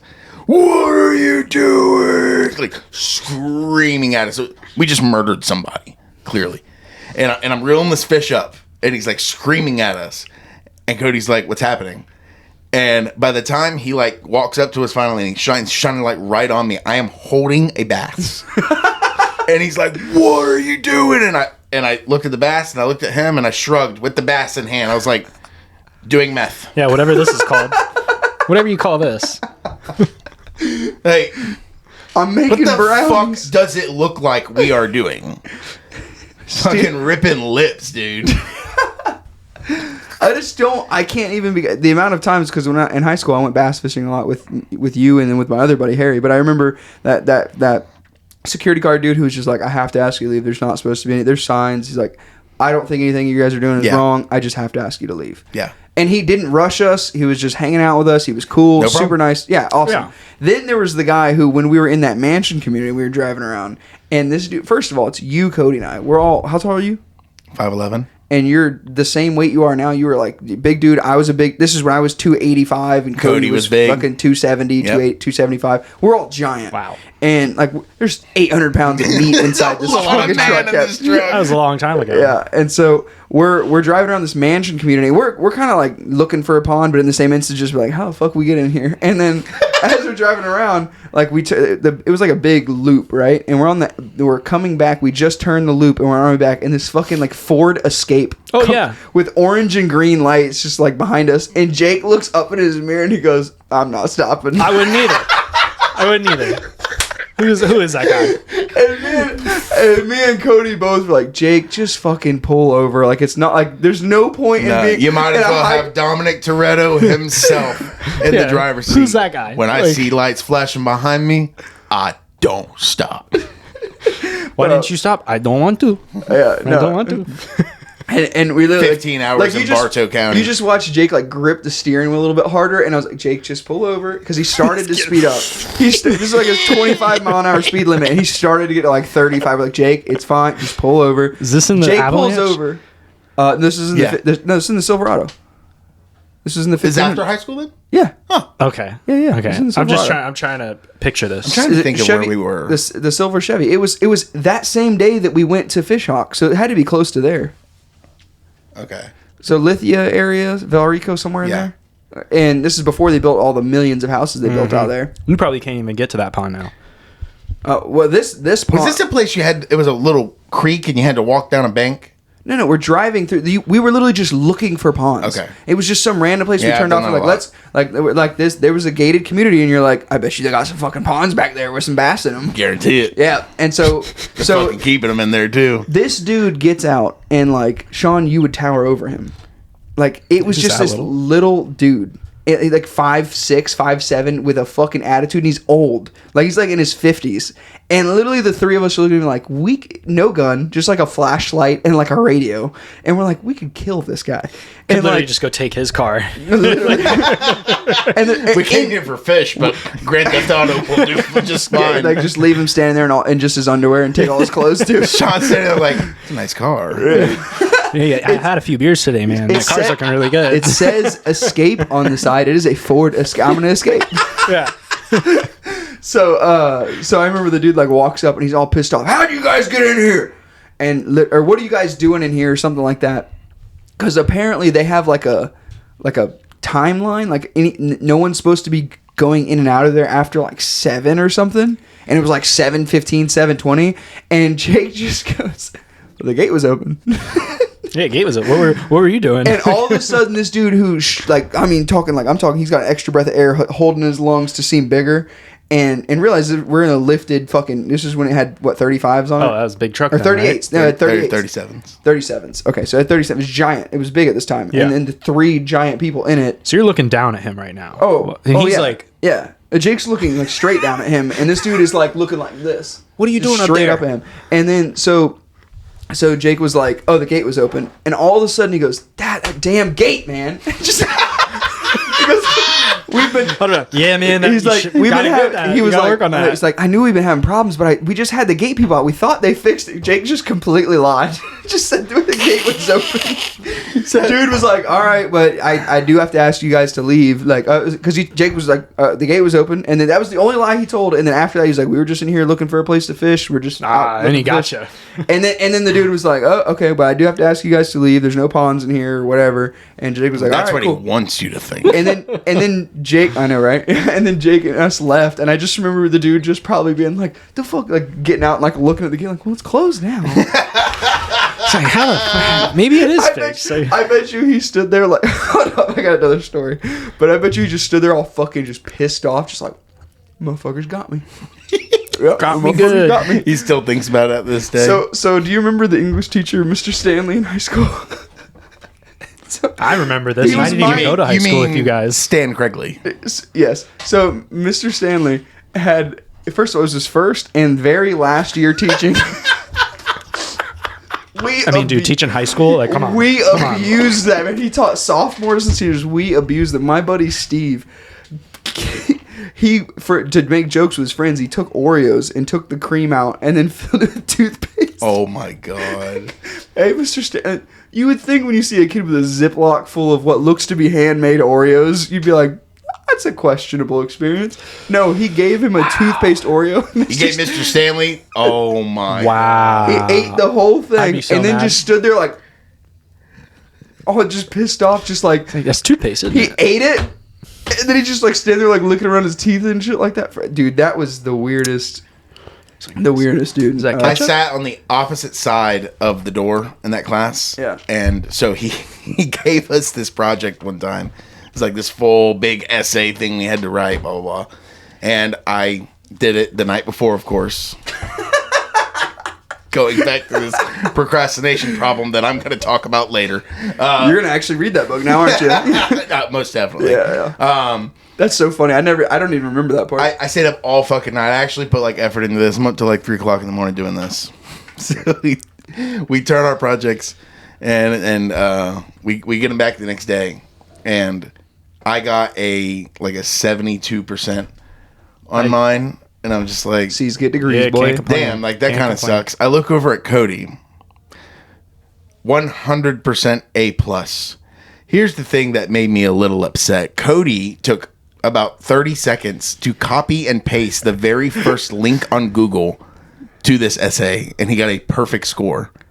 At the same time as all this is happening, D. Dixon, the one that was driving the truck, he's passing out the tests. He doesn't give one to Dylan. Or he's passing out the essays. And Dylan's like, Mr. Stanley, where's mine? He's like, you didn't give me one. He's like, whoa, what are you? Dylan had some anger problems. He's like, what are you talking about? I didn't. At this point, his voice is pretty ugly. Mr. Stanley's like, Dylan, you didn't turn one in. He's like, are you telling me you lost it? You lost my fucking project? And I'm sitting there and I see Cody's and I hear this going on. I get up and I just fucking How did I get to see with all this going on? He never knew I left. There was fucking 30 minutes left in the class. He never knew I left. I was just walking around the courtyard.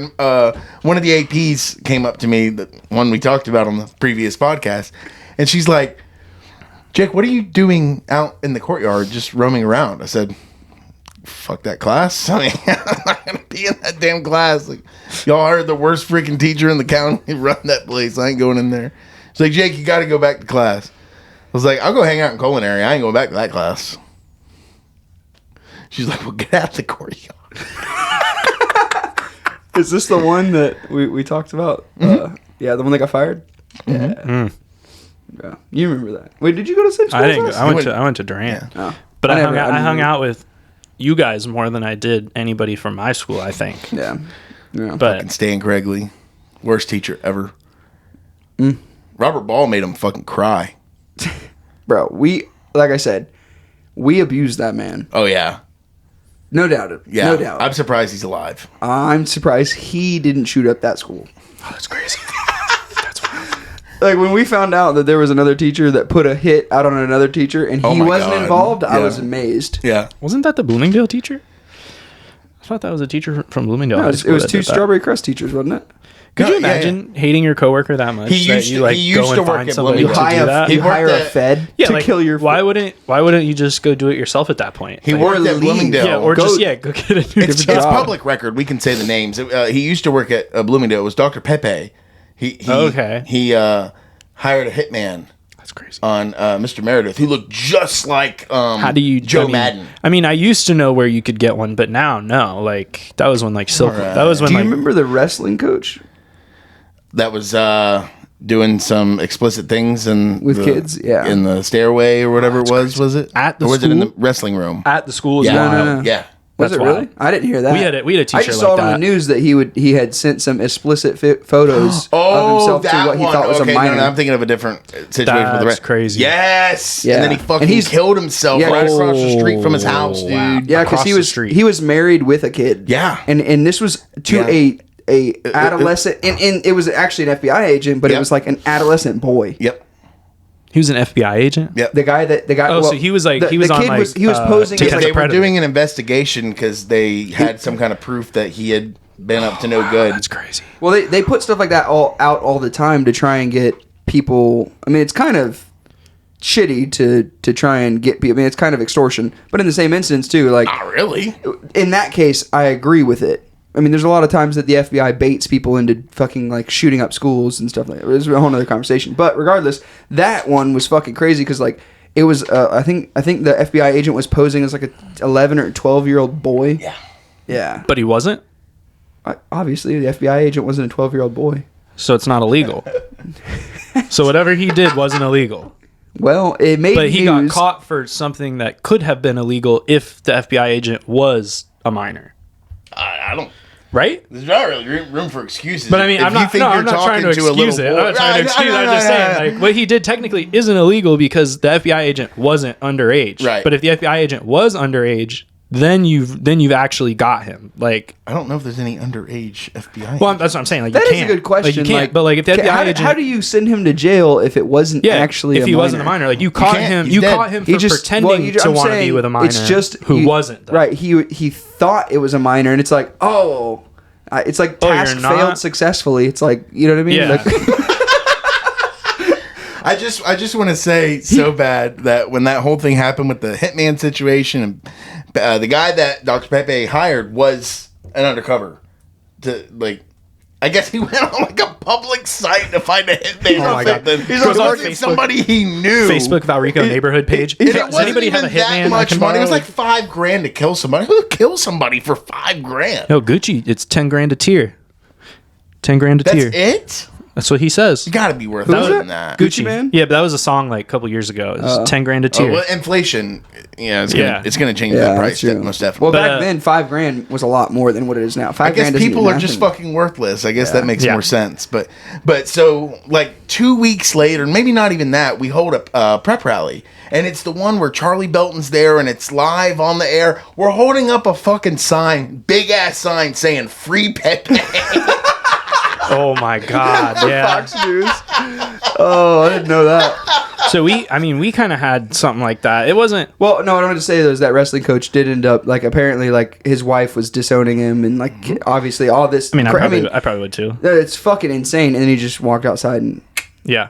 to be you go. honest, I mean, Pretty big favor. I honestly. mean, like, the dude. That, I mean, what Obviously, kind of it's not life his is it to first time live like doing that? that. Yeah. I mean, you're gonna go to jail and then you're gonna be labeled for the rest of your life. If it was, I would be impressed. You know what I mean? Yeah. Like how smooth talking is that FBI 12-year-old? You know what I mean? That's what I'm saying. To like act To be the 12 first- and like to be believable, like and like Yeah. get this man. Like I don't know. To me, almost seems like he didn't really do like his intentions were illegal, but he never did anything illegal. The only thing I unless they question, found something like if he actually did send stuff to kids or something, or Well, like, it went pretty fucking viral, around the school Yeah. and Yeah. everything too. So I can only imagine. I mean, I wasn't even in school at the time, and I remember like all my friends were talking about it. Well, so like what I question technicality of in that situation is on the report there were pictures sent back and forth. So I forgot his name. Mr. Peace, I want to say was his Yeah, name, right? yeah. And he was like they were sending pictures back. So What was pictures? the pictures he was receiving of a kid? I Wouldn't think- that put the FBI agent? that would put them in a very bad I, spot. think, I think it is, but they weren't like Or do explicit. they have permission to? Well, I guess it could just be like I don't know, some like nothing nudity, right? Like it Right, could just be right. like I don't know, bathing suit or something. Who knows? But we had something like that, not quite extreme, but like if I don't know who listens to this, but Everybody. if they went to high school with me, then they might know what I'm talking about.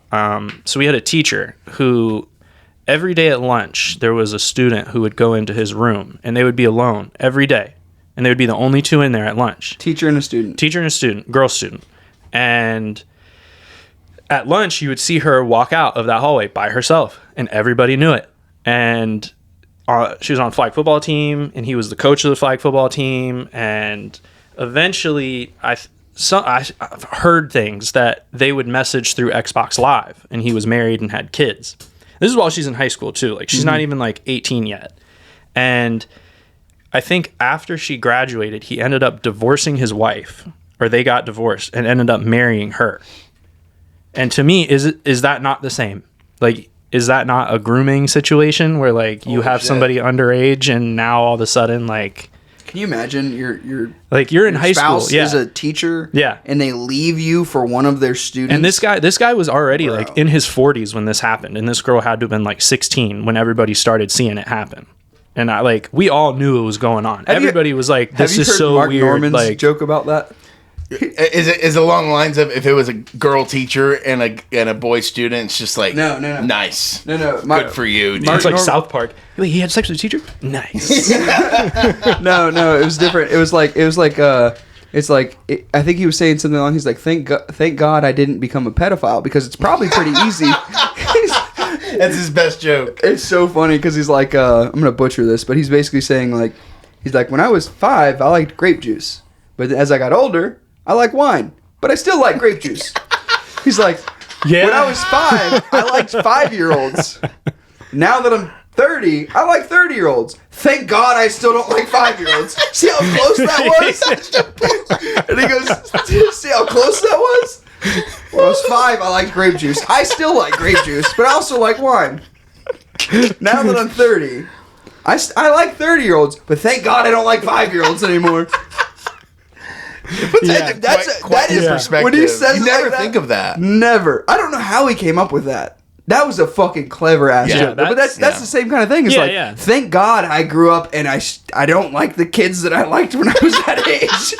That'd be a big mess. That's It'd be a very insane. big mess. Like, I don't know how as an adult you don't see a kid and you're like, that's a fucking kid. As a child, yeah. I don't get that. Well, I mean, you think back to like as a kid, what were you thinking about as a kid? Like, you're not thinking about shit like that. You're thinking about I'm playing pretend. You're Yeah, not trying to yeah. like Everything was you're not trying made to up. be with an adult like some of these like messed up adults do to like their family members and stuff. Like, It's like these crazy, kids bro. are just like It's crazy how they're just common trying to it be a is. kid. Yeah, That's what I don't understand. they're literally trying to be a kid, and these people just fuck them up like because they can.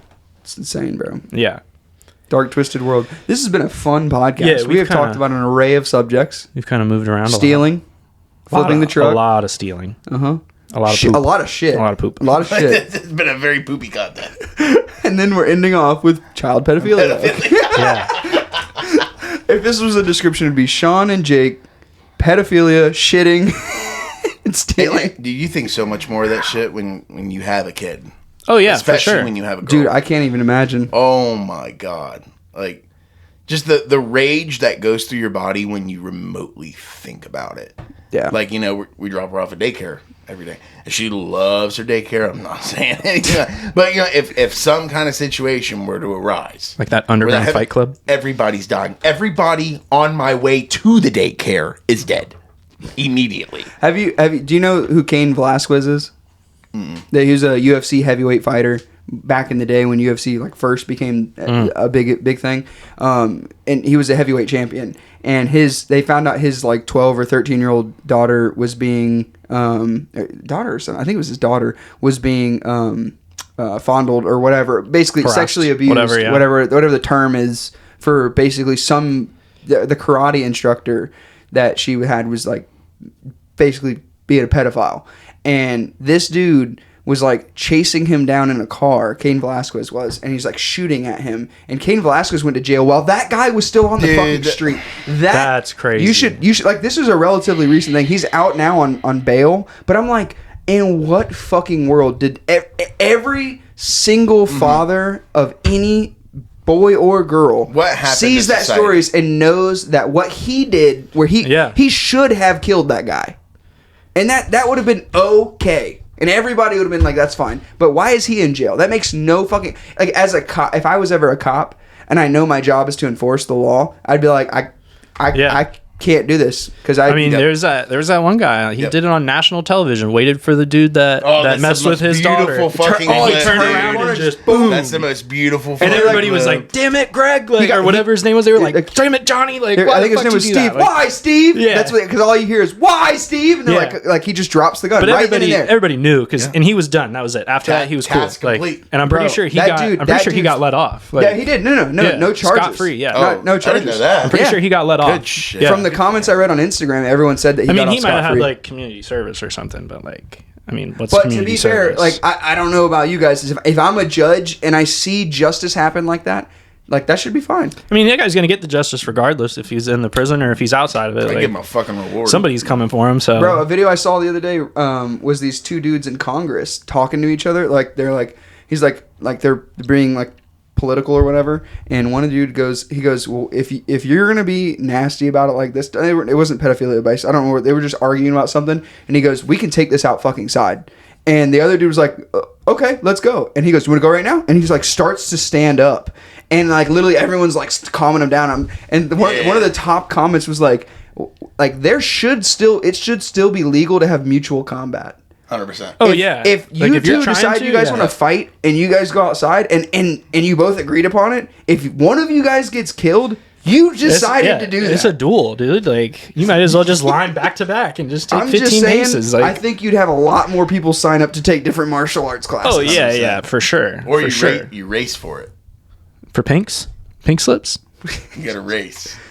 or like a foot race. like a foot race. Because if it's a foot race, I'm blow a hamstring? probably getting beat a decent amount of times. That should be the presidential debate. Who can stay on a bicycle the longest? Well, one of them's not. No, golf match. Golf match. Oh, Trump- Stroke play. Stroke play. Okay. Yep. Whoever comes out with the lower score, president. That would be crazy. Tiger Woods is going to be our president. That'd be amazing. I'd probably be a lot better. I thought he was our right president. Our wife would not. Tiger Woods is not our president. It'll be. What do you mean? It'll be Charlie Woods. From 08 to 2016? That wasn't Tiger? You fooled me. It's a different black dude, Jake. Well, I wasn't even picking that up until you chimed in. I knew he was saying Did you ever see Cat Williams say that? Uh-uh. I think I just saw Tiger Woods running for president. Bro, it's Cat Williams, isn't he? Right now? That was good. That sounded really good. Judge Jake's favorite stand-up comedian. You don't even have to ask Jake who his favorite is. My favorite of all time is Ralphie May. Yes. Yeah, that I was- used to that like was Ralphie. Ralphie May. Favorite alive. R.I.P. Is it KW? Probably like for everything they've done, it'd probably be Cat Williams. I mean, he just did such amazing. What he wrote in so many different specials was. I didn't like the last one, but that was it. Yeah. Like it was a little too political, and it just wasn't all. It didn't seem like he was being himself. Right. Again. Right. Like the ones before that, every one of them, like, dude. Well, he's got so much money now, he doesn't need to be anything besides what he wants to Yeah, be. he's So if out he there. wants to be political to people, he can. Yeah, I don't think anybody right now is touching Shane Gillis. No, he's fucking on fire. Yeah, he's in a league of his own. Everything that comes out of I'd his say mouth he's is on hilarious. top right now, He's yeah. literally trying to get canceled, and He's already been canceled, so he can say whatever he wants. He doesn't have to worry about being canceled again. Yeah. Some of his skits are Dude, so funny. die. So I funny. die. The sleepwalking one. This is from ISIS, the ISIS Toyota one. Sleepwalking one killed me. From ISIS Toyota. Nothing to do with ISIS overseas. So funny. Trump speed dating. That was a good one too. Yep. He does the best Trump impression. Oh, he really does. Him and Jamie Foxx did by far the best ones. Yeah, he's like on another level It's so funny. with it. I don't know It's how he so does funny. it. But all right, I gotta end this. We're almost been going for 3 hours now. I gotta get ready for a wedding. Okay. Yeah. Yeah, I gotta go do a mud truck windshield. Mud truck windshield. Yeah, I gotta go. Oh, your tent business. gotta Do you go want to tent shout that. out your tent Yes, business? please Anybody do needs that. to wear a Yeah, tent? so I just started it this year, Beta Bay Tent. I'll do mobile, and hopefully soon I might have a spot to like have a drop off in like downtown Plant City or something. Nice. We'll see, but as of right now, it's just kind of like a side thing. Yeah. when do I'm you, not do you have like an Instagram or when I'm something not like at that? races. Yeah, it's Beta Bay Tent .llc. Okay. Gotcha. Yeah. Is that the website? Or what's that? Well, what's that's the almost done. It'll be betabaytent.com. Okay, but gotcha. yeah, that'll be up soon. Check it out on Instagram? Instagram, and that's it right now because I Okay. don't have a Facebook yet. I'm still working Nice. on it. Yeah, it's a fairly new thing. So it's like when I'm not racing just to make extra money. Yeah. So like, but I might pick up another. How long have you been doing tinting for? 3 months, 4 Okay, months. gotcha. But I was thinking about doing some vinyl wraps too, just like wrapping cars because I've wrapped our race cars a few times, and it's way easier than tint. Yeah. And a solid color is not a big deal. A whole car is probably what I easier would than do. a window. Yeah. Oh, dude, I hate because once you crease the window, like you got to start over, and like vinyl, you can pull it off, heat it up, and it's good again. But yeah, I mean, there's that, and then I mean, I might pick up another racing gig here soon, so I might be doing a little bit less tinting. But I just, I do whatever to pay the bills, man. Whatever I can make some money with. So Feel you. yeah, go do some more races, drive some more trucks. Feel you. Yeah. Anything new for you, Jake? I'll go be more racist and drive some more trucks. Are you going to start doing more comedy? Are you going to read more of this book? You can have that back. Definitely. I want Allie to read it as well. She said, like, I read a few things to her. She's like, that's... Well, like what you said about it earlier, you said like everybody successful that you read or hear about or see on Instagram or social media, they all talk about how they read, and that's what I noticed. And I have all the exact same excuses you do. I just stopped having them. So I might take some time to do it because, like, I'm really trying to soak in. It's really deep. Like, every other sentence is, like... Profound. Might have to read it twice. 100%. It's a really good book. It really is. Yeah. So... But my thought with the book was like, I mean, dude, if it helps you even 10% to get the ball rolling, that's sometimes all you need. Well, what I've gotten out of the first 25 pages so far is basically like, look, every single one of us have an inner genius. Every last one of us on this planet have some type of talent. If you die before you pursue something with that, you have failed. Yeah. Got a lot of Which time. is literally what we and talked you're the about. only person to blame. Which is literally what we talked about on the way to Side Splitters. Yeah, and like I said, I can do more than stand up. Funny videos. I have funny video ideas all the time. Do you know how bad I want to aggressively yell at people how adorable their dogs are? Yeah, like You that, do that that guy that personally. he politely chirps people out on the street. He's like, "Hey, you look like you make your bed in the morning," and they can't be mad. Like, hey, you look like you make really good pasta, and they're like, "Oh yeah, I bet I do." Like, I bet you use your blinker when you change lanes, and they're like, "Yeah, I do." That's awesome. All right. Well, thank you guys for doing this. We should do this again. This was fun. Yeah, dude, And, I'm definitely down. I don't know how. Hopefully, we'll have more poop stories next time. We'll have to have like a bulletin board of talking points so that we don't get lost. No, that was fun. No, but that's the fun of it. Yeah, That's I do so like much it. I fun. do like it. But another book, I wanted to say it earlier. I read a book or audio book when I was working night shift a couple years ago. It was called Unfuck Yourself. It was like this Scottish guy or something, but it was a really good book. Like it basically got me to get out of like not an hourly job, but just like your regular run of the mill job and actually go out and like try to go get a career. Something like basically go put your talent somewhere that they're actually going to be used and don't just like be like stocking shelves for no reason. right. Yeah. Yeah. No, it's yeah. for certain. So, I mean, was most a good people, one. everyone trip over their own feet, man. That's what it really Yeah. amounts to. I think that there's just a lot of people that that's what they do. They trip over their own feet and they get to the end of their life and they never tried. And that's what I didn't want to do with the podcast. That's why I started the podcast. And that's why it infuriates me whenever I see myself in you and I'm like, dude, you need to like shed yourself of all the weight that you're holding on to that's keeping you there. What way are you saying that right now? I'm talking about like the Physically? emotional Metaphorically. baggage, not the actual physical. You can do that too, but that's besides. Lose 1,000 pounds.